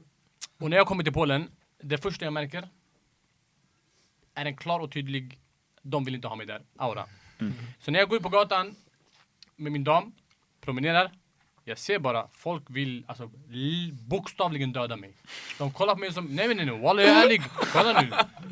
Nej. Kolla hur jag ser ut, säger han till mig. Ja, jag har inte ens fixat. Men du vet, jag går där bror, jag går där och de kollar på mig som jag vore smuts. Hänger ni med? Och jag tänker bara, om du kommer till Sverige, jag kommer... men jag får den känslan i alla fall av att det kan vara lite jobbigt ibland att gå på gator. Exakt. Är det någonting du upplever där borta? Du är ändå fotbollsspelare, kanske annorlunda. Du kanske inte är ute så ofta, men upplever du någonstans att det är lite så här, de kollar lite... Det kan vara lite hetsigt ibland. Att du får en... Jag hör ju hur deras president uttalar sig ibland. Så jag fattar ju att det landet är inte världens mest välkomnande land. Ja. Är det något du känner av? Nej, inget så direkt. Alltså, det som du säger är mycket liksom vakna anläggningen hem, vila. Och sen, det är på någon ledig dag jag kan gå ut på stan eller gå ut någonstans så. Men inte att blickarna är på... Inte så liksom. Inte på det sättet, nej. Jag kanske bara haft otur. Det handlar om vilka gator du går på också. Kanske också. Inte så direkt, men det är många som sagt liksom, de känner att det är liksom så en dryg blick. Men jag har inte känt, det enda jag känt liksom så de kanske blir lite mer obekväma när du kommer dit och pratar engelska med dem. För vissa kanske inte är så jättebra på engelska, så blir det mer en sån försvarsmekanism. Alltså så. Men jag har inte upplevt något drygt eller något Okej. Kanske bara jag. Ja, på det sättet, nej. Walla, jag var på julmarknad. GG's eller? Wow! Och det är tight folk. Går förbi, alltså deras ansikten var här bror. Jag bara, det är en sån GG. Jag tänkte bara prata om Polen, jag var tvungen att... Sen, nu du kommer till de här frågorna som de här två här bakom har väntat på. Ja. Det finns bara, de är här av en anledning. Okej, det är landslaget. Ja, vi kommer. Vi ska börja med, och ni har ju en match som kommer antingen det blir Bolivia, det är Surinam. Exakt. Hur går tankarna just nu? Hur är auran i landslaget? Hur är auran när man, alltså du vet allmänt, jag tänker, det här är det man pratar om i Irak. Den här matchen som kommer upp, det är vinnare försvinna, det är verkligen det största som finns just nu. Hur är dina nerver, hur är dina tankar just nu? Känner du alltid lugnt, det kommer som det kommer, eller alla är upphetsade i gruppchatten, boy, knas? Nej, alltså, Det är bara Leon. jag tror det är... jag tror innan lottningen och allt det här så var det mycket i gruppchatten och sånt här. Men nu vet vi hur det ligger till. Så att just nu man är lugn. Man säger till sig själv liksom så. Jag måste se till att jag är förberedd när det väl kommer till den. Alltså när vi är där. Jag måste vara i toppform. Jag måste ha spelat min bästa fotboll. Du kommer dit med självförtroende. Alltså alla de små detaljerna som kommer spela stor roll i slutändan. Tänker man lite på. Sen det är klart, du drömmer dig iväg. Alltså jag kan köra bilen, alltså så. Sen bara tänka, alltså tänk dig VM. Tänk dig, alltså... Det är inte alla som spelar VM också. Nej, tänk dig så. Jag satt med familjen häromdagen. Och du vet, de har redan planerat. De bara, vi landar i New York. Vi åker till Boston första matchen. Vi åker tillbaka till New York. Vi sover där, nästa match är i Philadelphia. Vi kollar den, alltså för New York ligger mellan dem. Vi åker tillbaka till New York, packar grejerna. Vi flyger till Toronto, tredje matchen. Så att de liksom sitter och snackar så. Sen du tänker, alltså på något sätt det motiverar dig. Alltså du vet, jag ser hur alltså, stolta de är när de säger det. Så när du sitter där och tänker bara, alltså jag kan inte... Det här är min familj. Men tänk alla andra i Irak, hur de tänker. Alltså alla andra iraker i USA, Australien, i vart de än är, Tyskland, Malmö, annat land. Jag vet. Det är Irak, bro. I know. Så att, nej det är klart du tänker där, så det blir att du drömmer dig iväg. Alltså när du väl sitter så en kväll hemma, Och när du kollar på gruppen ni potentiellt kan hamna i, hur långt vågar du drömma då? Vilka är det? För den här gruppen bror, det är Senegal, Norge, och vi pratar det här Norge nu. Hålla Norge. Och Frankrike, va? Ja, Frankrike. Alltså det här är crazy grupp. Ja, det här är Det är dödens grupp. Det här är dödens grupp. Modern Är det? grupp. Vi vill inte ens vara där än. Nej. Norge är för bra just nu. Vi vill... Nej! Det är ändå, bara den saken är liksom, det är klart, VM, jag tror inte någon i Irak tänker vi ska vinna VM. Det är svårt att, ni kanske tänker så, jag vet inte, mentalitet. Men det är svårt och man måste vara realistisk också. Att vinna VM kanske inte är världens mest realistiska grej. Men man får ändå spela i en grupp med, man får möta de här grabbarna. Jag tycker det kan vara skit. På TV, bror. Fattar du? Frankrike, det är Mbappé plötsligt ska stå mitt emot dig. Det är kritik. Alltså, ni vet vad, ni ska lösa det här. Inshallah. Och jag tror du gruppchatten, 2 lejon betyder nej, ett lejon betyder ja. Jag tror de har den här koden för lejon. De bara terrar med lejon De bara. terrar den. Säg tagga match. Lejon.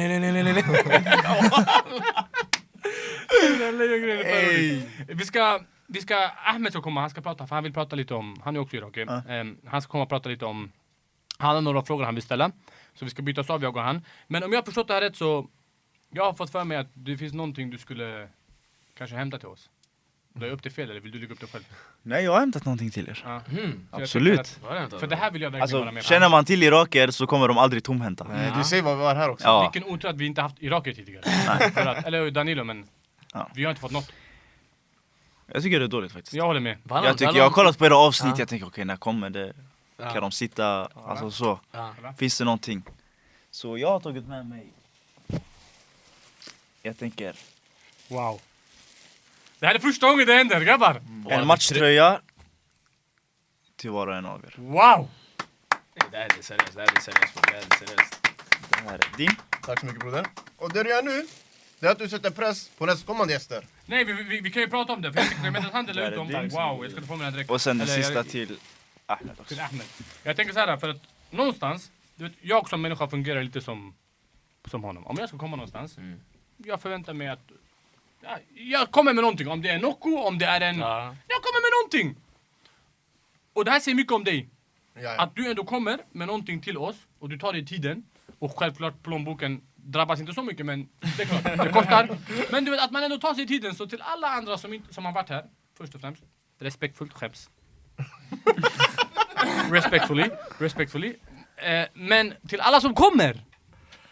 Är det här pressen nu? Det är press. Bror! Tänk om de säger, jag måste vara skön nu. Nej, vi förväntar oss inte matchtröjor hela tiden. Eller hur? Nej, Det handlar inte om att det ska ja. vara matchtröja. Ja, Jag vet, det kostar. Dock vi måste säga att vissa har, du vet Paulus, när Omar var här, det var massa Ja. bakelser. Ja, du har Ja. rätt. Du har rätt. Grabbarna har hämtat. Du har rätt. Bra, du sa det. Backstage. Omar, det var mycket backstage, mycket Ja. bakelser. Hemmabakat. Hemmabakat. Så det är sant. Bra, du sa det. Ja, namn vi måste ha. Men jag tänker bara generellt sett annars. På numret Alla hämtar någonting till oss, ja. Och grejen är, vi har ju några inplanerade kommande gäster. Ja. Jag hoppas de ser det avsnittet. Han trodde bara han skulle få en signing. Ah,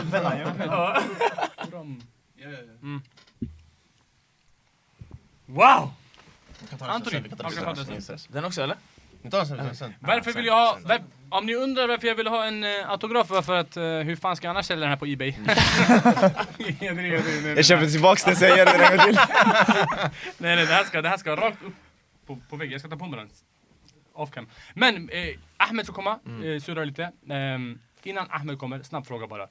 Ahmed brukar säga att det är ett heterogent landslag, jag håller med. Det är ett landslag där alla är välkomna. Exakt. Det är nationaliteter, det är olika. Jag älskar det. Vi brukar bara skoja här, jag och han. Men jag har en så här, hur många är kurder? Det är en del. Ja, det är ändå en del, eller hur? Ja. Vi har Akam, vi har Josef Amin, Marco, Doski. Det är väl 5 eller? Jag är inte klar, bro. Vilka har vi mer? Men säg att Det är de jag kommer på, ja, alltså säg nu att det finns 2-3 direkt. till. Eller hur? Det finns... Det kan finnas någon Vad är det där. här då? Någon sa Revin. Va? Nej, Rebin är assyr, Kevin är assyr, Keldan. Ja, det finns kul. Ja. Alltså assyrer. Vi har alltså Så det är allting fyra. bror. Vi. Och hur många är i startelvan typ? Hur många av dem är i startelvan? Vem? Alltså... Av kurderna? Ja. För det har vi komma fram till. Nej. Jag vet inte, nej. Nej, vad fan försöker du säga? Nej, jag är bara glad att vi... Han försöker skapa splittring. Ja, Ja. Nej, jag vet Han vad kan det inte, är. han Jag kan känner honom, inte. jag ska- vet vad han tänker. Egentligen han vill kunna lägga den här, så vems ryggsäck är det? Nej, det är hans ryggsäck bror, jag har konstaterat det. Säg bara. Okej, jag ska lämna er, ni ska fortsätta men och jag uppskattar det här på riktigt. Walla på riktigt, uppskattar det, jättefint. Och det här kommer du få se på podden också, vi Ja. måste fixa något sätt att visa att folk ska skämmas lite. Okej, hej.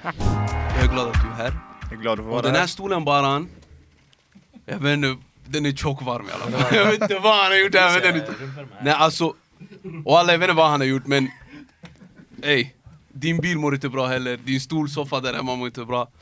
Bror jag vill säga, nu när jag är här jag vill ge en stor shoutout till en person. Efter allt du berättade bror, vad jag har förstått, din bror, Ahmed eller hur? Walla vilken story du berättar. Det här alltså när du berättar och hela tiden återgår, och jag vet morsan, farsan, systrarna, du har säkert vänner. Men din bror, En stor shoutout till honom. Du gav många, men wow, wallah, den här Ahmed, han är en superhjälte. Nej, alltså jag säger det, alltså varje gång jag varit i en intervju, de har frågat mig vilken person liksom så. Det är klart det funnits personer längs med vägen. Men han har alltid varit alltså, den bidragande faktorn till alltså, allt som hänt innan matcher. Alltså allt det där. I halvlek fortfarande, alltså han sitter och kollar varje match. I halvlek, jag vet att han har skrivit. Antingen så är det, fortsätt med det du gör. Eller han bara liksom höj dig, tänk på detta liksom. Så det har gått med mig sen södra tiderna och än idag liksom. Jag hörde så. han kan skriva till exempel vilka ytor som är öppna på planen. Tänk på att du hittar de där ytorna där, för det är öppet hela tiden. Exakt, han bara du har mer tid än vad du tror. Liksom sådana grejer, så att jag hade kunnat spela in ett helt avskriven hel bok med vad han har liksom ställt upp med, men Nej, han förtjänar att han sitta är, här. ja. Han förtjänar att sitta här egentligen. Jag hade velat med Men han har alltid varit sån, han gillar inte Nej. synas, höras eller någonting så att, men Nej, han kommer inte bara på matcherna, utan han är här också. Han är här. Han är bara kommit Han är här. Han är inte här inne just nu, men han är utanför. Men kommer han är tillbaka. till och med här också. Sen vi en stor shoutout till mina kusiner i Irak, Amirit,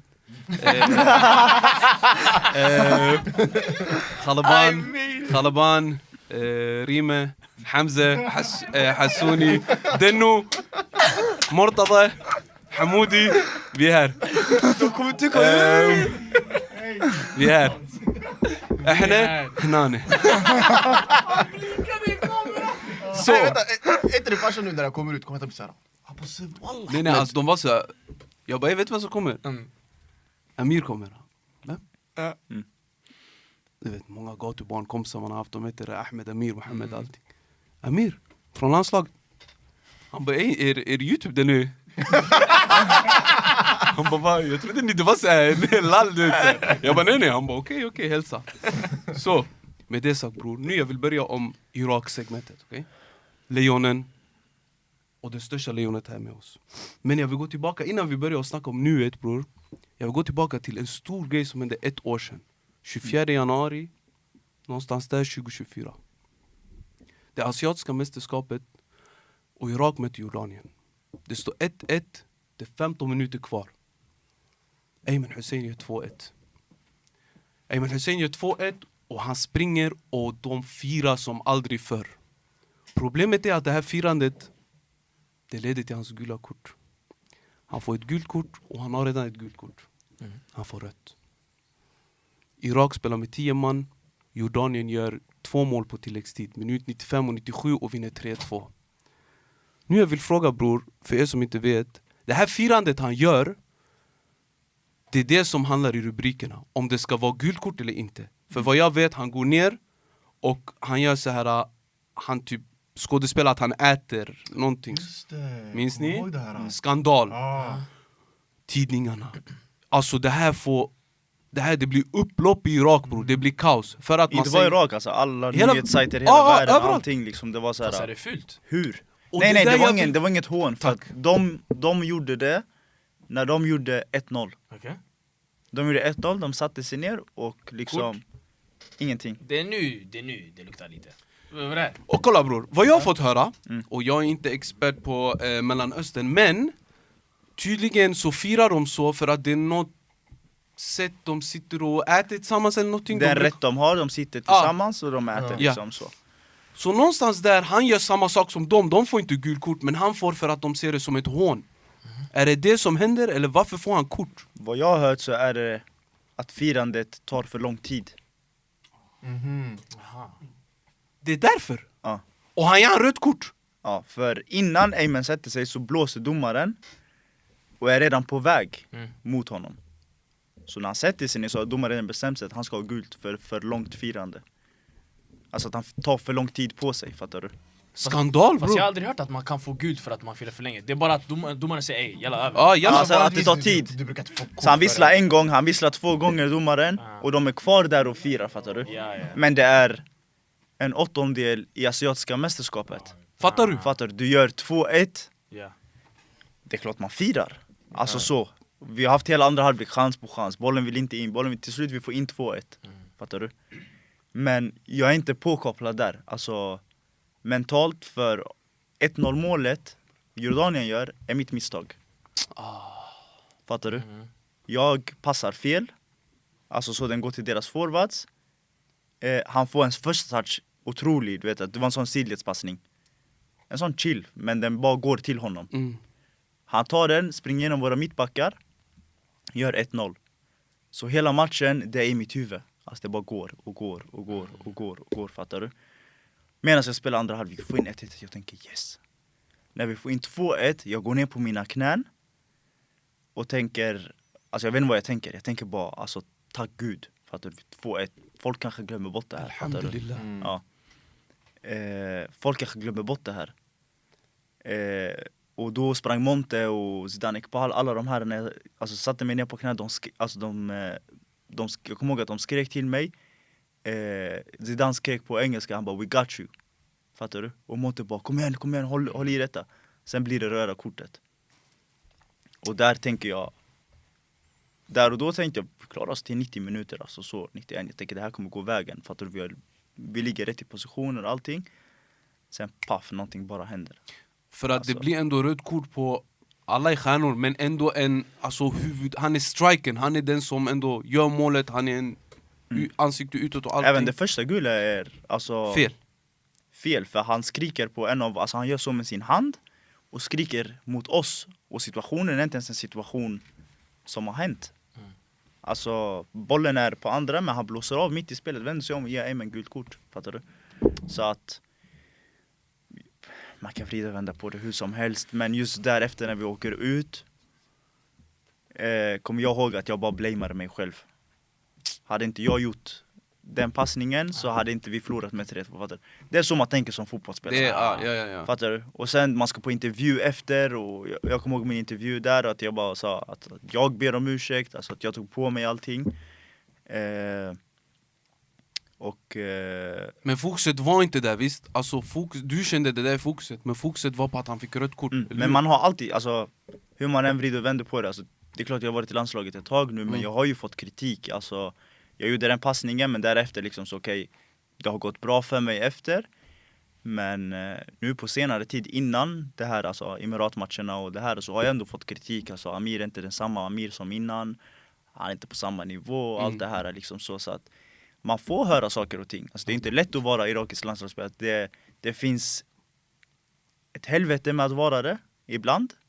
Och det finns en otrolig stolthet och glädje när det väl går bra, för då går det bra. För Iraken är passionerade, bror. Ja, alltså fotboll är allt de har. Fotboll, det är allt de har, det finns, alltså det är en annan nivå av glädje, fattar du? Så att det finns båda sidorna av. Men vad händer där, alltså med laget efter det här? Ni åker ut, ni tänker, vad händer? Alltså hur, det här är, säkert folk tänkte korruption, jag vet inte vad snackar ni om? Vad sa ledarna? Vad hände där, fattar du? Det är lite där jag tror, alltså landslaget var på väg så här. Alltså inte asiatiska, det var så här, vi vann. Alltså, folkets hjärtan, de skit i att vi åkte ut, de brydde sig inte om att det här är det irakiska landslaget, det är detta vi vill se. Och sen någonstans där i VM-kvalet, vi fortsätter liksom det första runda, vad blir det, tredje rundan eller någonting sånt. Vi vinner alla våra matcher, vi går clean igenom, alltså 6 vinster. Och sen därefter börjar någonting som börjar gå lite åt fel håll under detta VM-kvalet nu, som kunde ha tagit oss direkt till VM. Det är där det lite börjar, alltså svaja, tränarbyten och lite sånt. Så det är där, men jag säger till dig, den saga man skriver tillsammans med landet, tillsammans med allting. Och Irak har alltid varit Irak. Man har aldrig fått någonting alltså enkelt, fattar du? Man måste gå igenom alltså en berg- och dalbana för att komma till det man vill ha. Och det är det man har gått igenom. Alltså, vi har varit på direktplats, vi tappade direktplatsen, vi har varit nu i den här playoffen, ta oss igenom som vi gör, alltså med nerver, med allting. Så att det är typ som en film, det är som en saga, alltså. Och jag hoppas att, inshallah, att det är liksom en saga som i slutändan alltså får ett lyckligt slut. För att du nämner det ändå, och det var lite det Anton gick in på. Men innan jag går till den matchen, ni har en direkt plats till VM. Och ni möter Saudiarabien. Den matchen, ni vet, om vi vinner, de behöver bara kryss. Ni behöver vinna. Och ni vet, vinner vi det VM. Irak har inte, alltså VM och Irak, det är ingen som tror det. Till och med Sverige kan inte kvala. Men där någonstans, jag tror, såg du på spelarna nervositeten? Kände du något extra? Man känner lite, vi kommer ut, känner på plan, du vet, alltså så när man kommer dit, vi går ut allihopa, känner på plan innan vi går ner i omklädningsrummet igen. Där och då känner jag den här känslan att det är dags alltså. Det är liksom så, vi kollar på varandra, kollar varandra i ögonen. Alltså det är nu. Uppvärmningen. Jag tror jag aldrig sett en sån uppvärmning i mitt liv. Jag tänkte vi är Barcelona. nej, alltså den uppvärmningen, det laget som fick tag i bollen, den ena började klacka, höger, vänster. Det laget som jagar liksom så i den lilla possession man kommer igång innan matchen, uppvärmningen. Jag tänker, vad är det här? Alltså så, vi har aldrig värmt upp så här. Vad är det för, alltså. Sen går vi till avslutning, alltså vi ska avsluta. Bro, den ena lägger upp den i krysset. Den andra, jag vet inte vad. Du vet, alltså Kevin Jakob, han nära vän till mig. Han avslutar, så vi brukar alltid skämta med varandra, jag och han. Att så här, han säger till mig, du skjutit det bror. Alltså, han bara, din höger är bättre än din vänster, brukar han säga till mig, fattar du? Sen han avslutar, du vet, den kan hamna på 3:e etage eller det kan bli liksom. Han bara satte dem efter varandra, liksom placera in dem. Han bara, gör det nätt, det här är inte på riktigt. Det är nu. Han bara, vänta, låt mig testa med vänstern. För att han ville bara se liksom. Han bara, vi måste ner igen på jorden, fattar du? Så han tar sista avslutet, lägger den till sin vänster, han curlar krysset. Då tänkte jag, vi är klara nu. Vi är klara, Vi är klara. Nej, alltså vi är på väg ut från plan, alltså så uppvärmningen är klar. Han kollar på mig, han bara säger, Amir, vi är i VM. Han sa det till mig innan matchen, han bara, säger Amir, vi är i VM. Han bara, vad var det här? Så han började göra den här med Kevin, han blev hypad, han hypade upp sig själv. Han bara, det är dags. Sen vi går ut, vi tänker där bro, första 10-15 minuter, bro, de kör karusell med oss. Andra sidan, det var något annat, fattar du? Så de börjar lite så här, men matchen går, vi får ändå 0-0 i halvtid. Där och då tänker jag så här, men ju längre matchen går, det kommer gå till våran fördel. För de vet att det räcker med kryss. Exakt. Fattar du? Så de är bekväma här. Så de är bekväma liksom, det kommer minut 60, 70, 75, 80. Minut 80 ser jag att de tar ut en anfallare, sätter in en mittback. Så för mig, alltså signalen i mitt huvud var så här, matchen är eran. Fattar du? Då de ställer sig i en 5-4-1. Och så vi börjar gå upp, fattar du? Men jag har den känslan på plan att vi har inte riktigt kopplat att de har gett oss matchen. Fattar du? Och jag kan fatta det, men jag ska få ut det till 10 andra. Plus vi har 65 000, 70 000 på läktaren, Saudi som står och skriker. Så att på något sätt det blir alltså så. Så jag försökte skicka en signal genom att liksom gå ner och hämta boll, jag började bara lägga den diagonalt. Alltså så. In i deras straffområde. Spring på bollen, du vet Mimi och alla de här, alltså bara spring på bollen.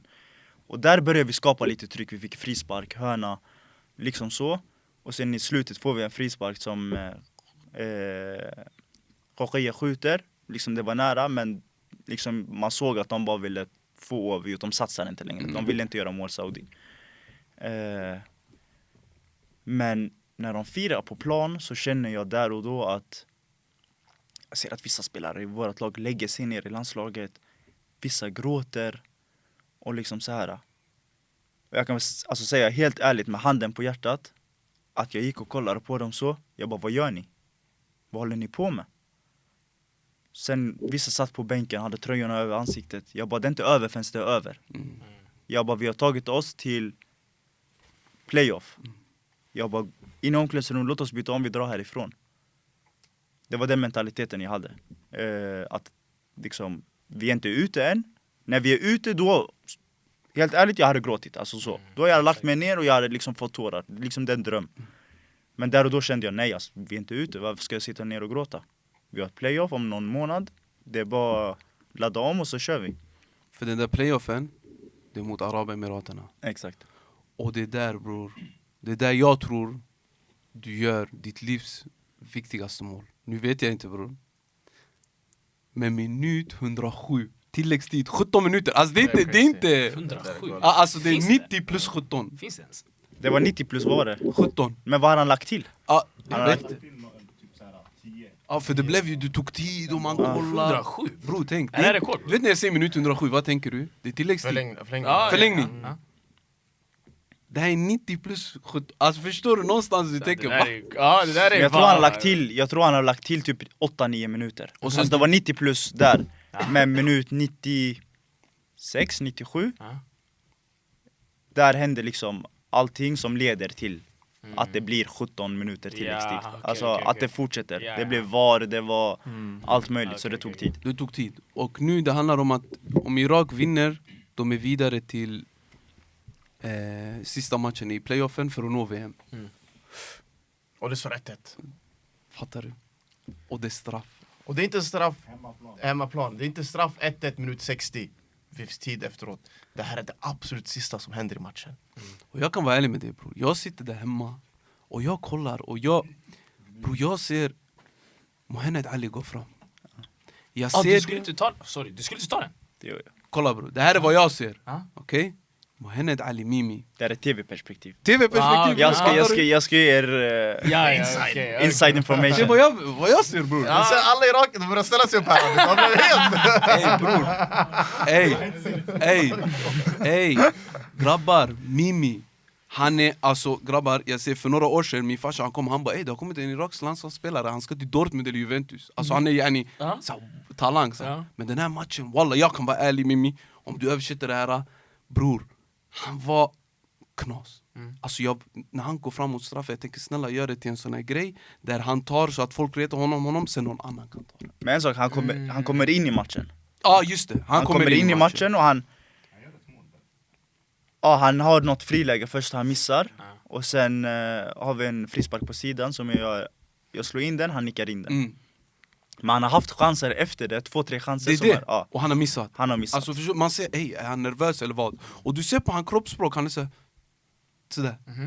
Jag tänker snälla, om han är nervös, ta inte den. Wallah jag är ärlig. Så jag ser mannen, myten, legenden, han går. Han ser. Och vem är den här mannen, myten, legenden? Han sitter framför mig, baxad gifflar. Men där det hade inte, alltså där grabbar, jag ser han går. Han är locked in. Du vet när man är locked in.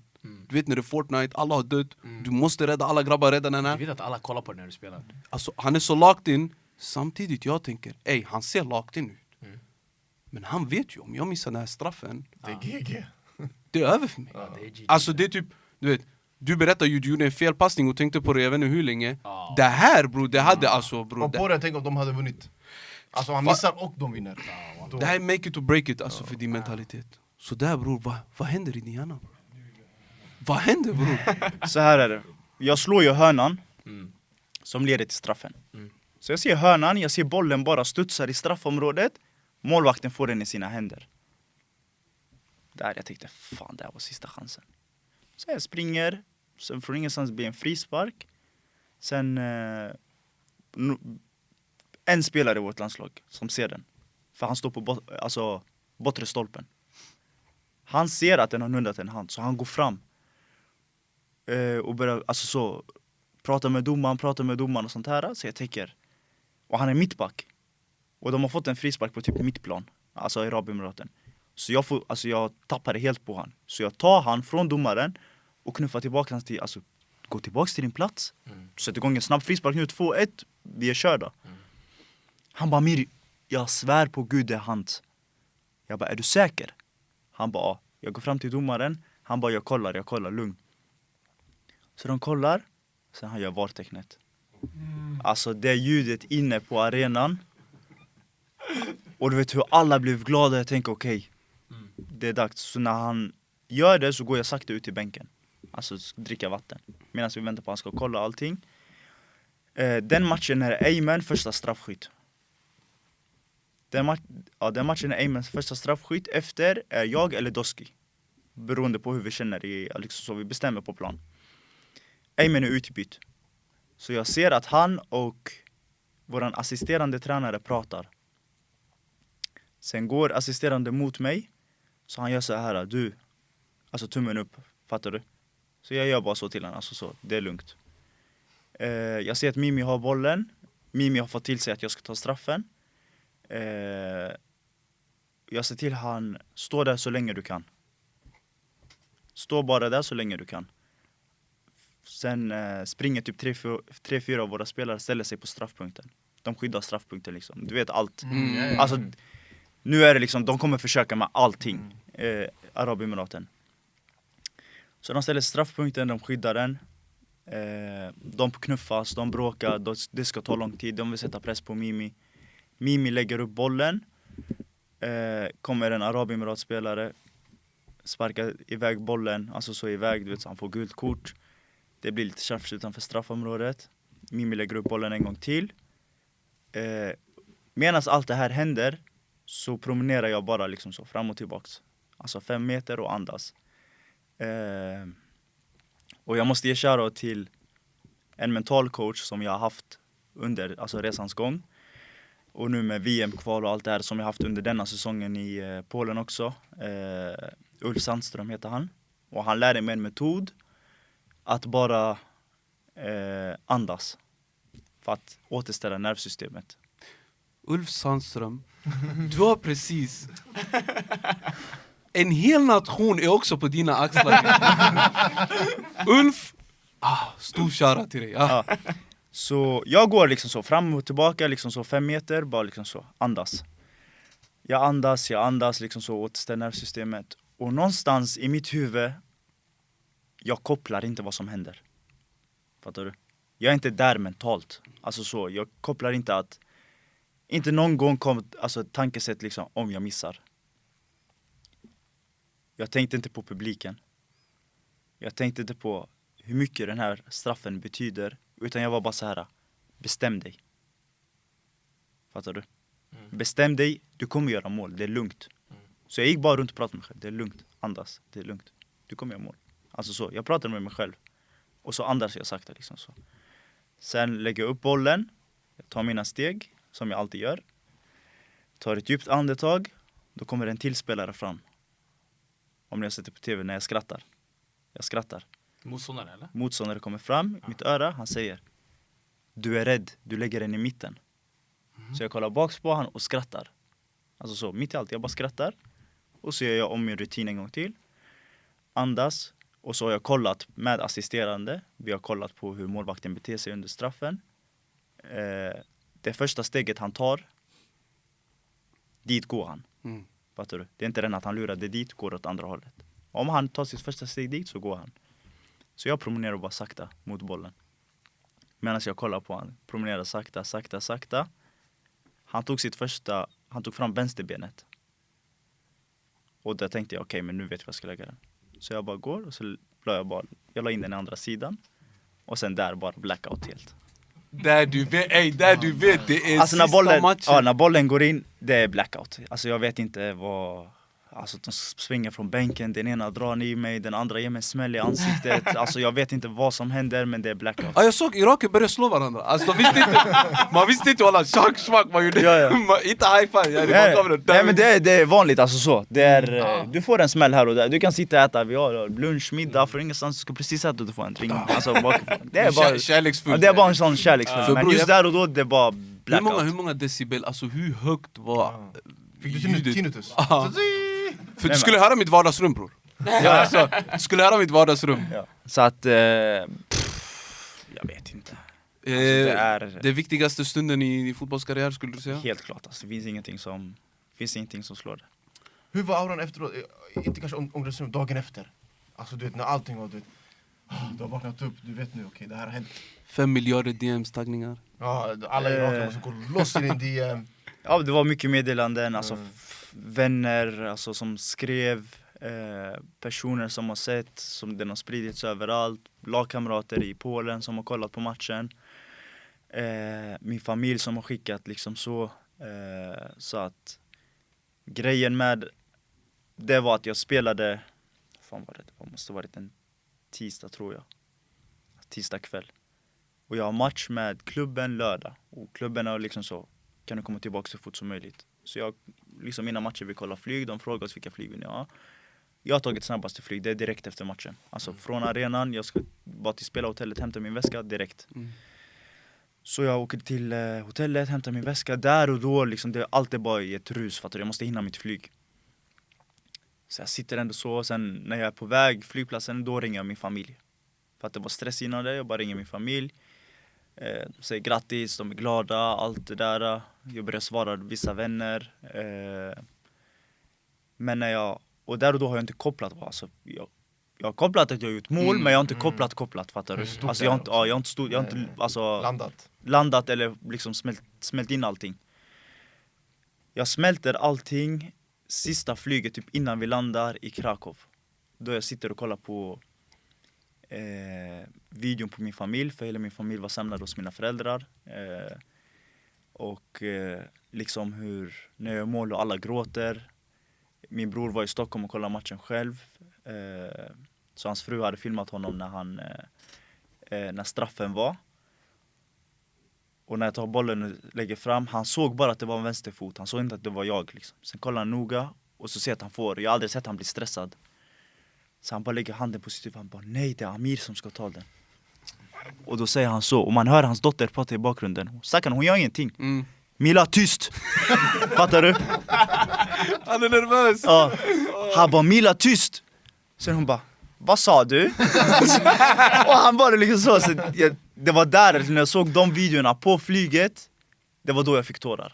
Alltså då fick jag tårar på flyget och tänkte så här: det här är min familj, alltså, så jag har gjort dem stolt, alltså, så fattar du? Så att det var där och då sen. Men sen kollar man på videon, alltså kaféer i Irak. En gammal, alltså äldre kvinna, vad är hon?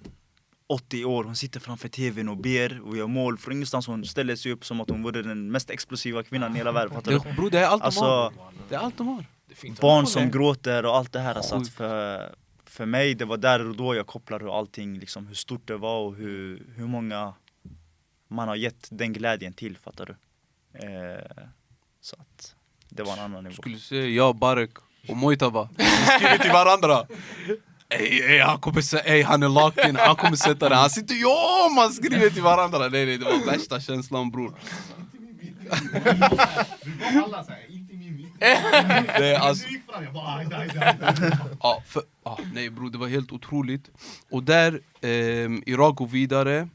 Och den 31 mars då ni möter vi möter antingen Bolivia eller Surinam, beroende på vilka som de ska möta varandra, och det beror på vilka Irak får. Ni behöver inte kvala till den matchen för att ni är högre rankade. Vi är högre rankade. Vi också, nu det är vi Vi är vi. Alltså vi. Nej. Alla här. Men där någonstans nu, jag vet det är långt kvar. En fotbollsspelare, jag vet inte hur långt fram de tänker. Men den matchen, det är VM eller inget. Och matchen är i Mexiko, så det är på neutral mark. Jag önskar den var i Basra, men...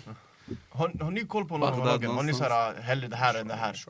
Eller ni skiter i, ni bara spelar matchen och bara kör över oavsett? Obviously, ni har ju den mentaliteten, men finns det här, okej, Bolivia, Surinam? Det är klart man tänker lite så. Jag hade sagt, hade vi spelat typ en playoff på 2 matcher, så kanske man hade tänkt liksom så. Vilka vill man ha? Man vrider och vänder. Men här vi vet, det är 90 minuter. Det är bara 90. Det är 90. Fattar du? Så att den matchen är liksom så, hämta vem som helst. Vi kör. Jag gillar den här auran. Det ska vara så, bror. Det är riktigt aura, bror. Men du vinner inte om jag hämtar mina grabbar i futsal och du hämtar dina. Kom vi kör, bror. Nej. Alltså på riktigt, du vinner inte. Jag har folk, de är somalier, de har brasilianska smeknamn, bror. Då man är bra, då man är bra. Alltså det kan vara han heter Abdelkader, men han kallas Ricardo. Nej, Har du såna, bror? Jag har inte såna. Var det en sexa? Ni kallar honom för Kristos? Eller? Nej. Vänta? Nej. Gustavo. Fattar du? Folk har såna namn, bror. Bror, han är om du kommer till hallen, bror. Lirar du mycket futsal? Det är förbjudet, men vi kan. Nej. Men vad jag har förstått också, en grej till. Din bror var bättre än dig på fotboll. Han var? Då han är i mitt lag. Men problemet är att han är kort stubin, så jag vet att jag ska trigga igång honom. Vi har mötts faktiskt. Vi hann mötas innan han la av, eller? Innan han la av. Då var jag i Husqvarna. Han var i Assyriska. Då spelade Husqvarna division 1, Assyriska division 2. Vi möttes i DM, semifinal. Så jag tror det var första gången våra föräldrar kom liksom så för en match, vi båda skulle möta varandra. Vem är de på? Neutral. Okej. Ja, så det var liksom så, spela matchen, vi vinner. Fattar du? Så jag går efter matchen och kunde matchen är över, fattar du? Så gå och hälsa på han. Men han är så kort stubin, han är arg, storebror, lillebror har vunnit. Ja, Jag ska gå och hälsa på han så jag gick skratta, det var en bra match. Stick härifrån. Jag bara, kom igen, matchen över, han får ta bort sin hand. Så vi kommer hem, sen då är det lugnare ner sig. Ja. Så att, du kan ta han om du vill, bror. Du Nej. spelar med en man mindre än chill. Varför? Ha? Han är fuskig, han är bättre än dig. Ja, jag också grabbar. Okej, khalas. Nej, jag vet, jag kommer hämta Antoni Kuro, Barkmoj. Sen... Baran. Men... nej bro, det var det jag tänkte med Irak i alla fall. Jag vet inte, det var något mer jag tänkte säga, men jag gjorde shoutouten till mina kusiner och dem. Jag svär, min dröm har alltid varit att göra en podcast. Nej, innan du säger det. Ah. Vi har en tradition här. När någon är här, om den vill, vi brukar ge en målgest. Om du någon gång gör mål, förhoppningsvis. Vi hoppas bror, om du bor mot Bolivia eller Surinam, du gör en. Och det hade varit kattigt. Och vi hade tänkt, den har gjort det. Nej, jag har en. Du måste göra såhär. Och sen... Det där är skit. Eller du går framför kameran, du lägger någonting i en väskastare, sen du stänger, du går därifrån. Att han tjuv. Ja, ni gifflarna. Sanningen var att jag tog med mig gifflar efter Emiratmatchen, jag satt straffen. Jag bara väntar på att om någonting bra händer, då man ska njuta av gifflar, fattar du? Så jag satt på väg till flygplatsen, satt där bak i bilen, satt och åt gifflar. Så jag alltid med mig. Men den där eller? Jag tycker den. Den? Annars. Du måste göra den bror. Men mot Bolivia och Surinam. Det hade varit dröm om det var Det är så här viktig match, du ska se han dansa va? Bror, lejonen, de har inte sagt vad är du? Lejon eller apa? Nej, den andra kommer säga det aura, sen de kommer göra en De kommer joina med. Ja. Det kommer bli en grej. Det kommer vara en bra grej. Nej, det är upp till dig bror. Du får göra vad du vill där. Alltså en sån match, det kan bli svart om jag gör mål, för att Ja, det brukar är bli klart. svart. Ja, Men det finns, nej, jag med. Nej, Jag med. 100% jag gör den. Du gör, för du har ingen vanlig målgest du gör va? Du springer Bro, bara. jag gör ett mål per säsong sen. Brukar du ta straffar i klubblag? Jag är med på listan, men vi har Det var en bra straff va? Nej, det var Det var en bra straff. Ja, den Ja, nej, så får man bra. Det var en bra straff. Men då jag tänker så här bror, innan vi avrundar vår klassiska, till alla irakier där ute, har du något att säga till dem till den här matchen? Ja, vi kommer lägga sen translate. Alltså det kommer vara, har du sett dub? Du kommer prata svenska, sen det kommer bli så här. Eller kör avslutning på irakiska helt och hållet. Kör din outro på Det där är upp till han bror, jag vet hur bekväm han är med det där. Jag? Ha, du ska köra outro. Nej, bara. du ska prata med dem. Jag pratar med fansen. Du ska säga till dem, ey, vad är det då? Ja, men det är klart. Alltså, det är, vi vet vad den här matchen betyder. Vi vet vad som gäller. Och att hela landet väntar just på det här och har väntat i 40 år. Och inshallah så är snart 40 års väntan över. Kolla! Exakt det där då! Då bror, jag vill bara säga wow, vilket avsnitt. Bror, tack för att du kom. Tack för att jag fick komma. Nej bror, Det var tack för att du kom. Nej. Shoutout till din bror också. Ja, Shoutout. det var kul att vara här. Och du är välkommen när du Min vill. första Tack för allt. podd. Är det så? Ja. Du har poddat Nej, innan. jag har alltid sagt till min vän, alltså, så när du vet när det blir aura och man sitter och Ja, pratar med exakt, varandra exakt. så en sen kväll. Jag bara, tänk om vi pratar om det här och bara lägger en mikrofon mellan oss. Det var så vi tänkte på. Men ni snackar ni fotboll eller något annat? Livet, fotboll, allt fattar du. Det där vi kan göra till avsnitt, vi kan prata om vad du vill bror. Bara lägga en mikrofon mellan oss, han bara, det är sant. Sen, vi har alltid haft det i tankarna, men jag har inte Hur tid kändes för det. din debut då? Hur kändes din poddebut? Fantastisk debut. Det var bättre än min fotbollsdebut. Bättre känsla. Bro, jag tror alla grabbar har tänkt såhär, ska vi starta en podd? Alltså det är vanligt idag yani. Sen nu till oss, de säger såhär, mikrofoner borde vara dyrare. Och sånt, alltså de menar Bro, det här räcker. Vi har kunnat lägga en mikrofon här. nej, där. de menar, det är så lägg kutt, ner bror. yani. de menar ey, ta mickarna från de här grabbarna. Ja, nej, Alltså de är crazy. Nej men Ni bror, ska expandera, ni ska bli större. Bro. Inshallah min broder. Inshallah. Tack för tröjorna bror, tack för att du kom, tack för din tid. för Det är inte allting. din sista gång hoppas jag. Nej. Och inshallah när Irak är i VM, vinner VM, Frankrike, Senegal, Ta inte för långt. inshallah Vi ska bror. turista i VM sen. Då bror, tack så mycket. Tack själv. Med det sagt, ey, prenumerera, likea, kommentera. Ni ser vem som kommer. Det är honorary guest, fri roll. Tack så mycket för att ni tittade. Peace out.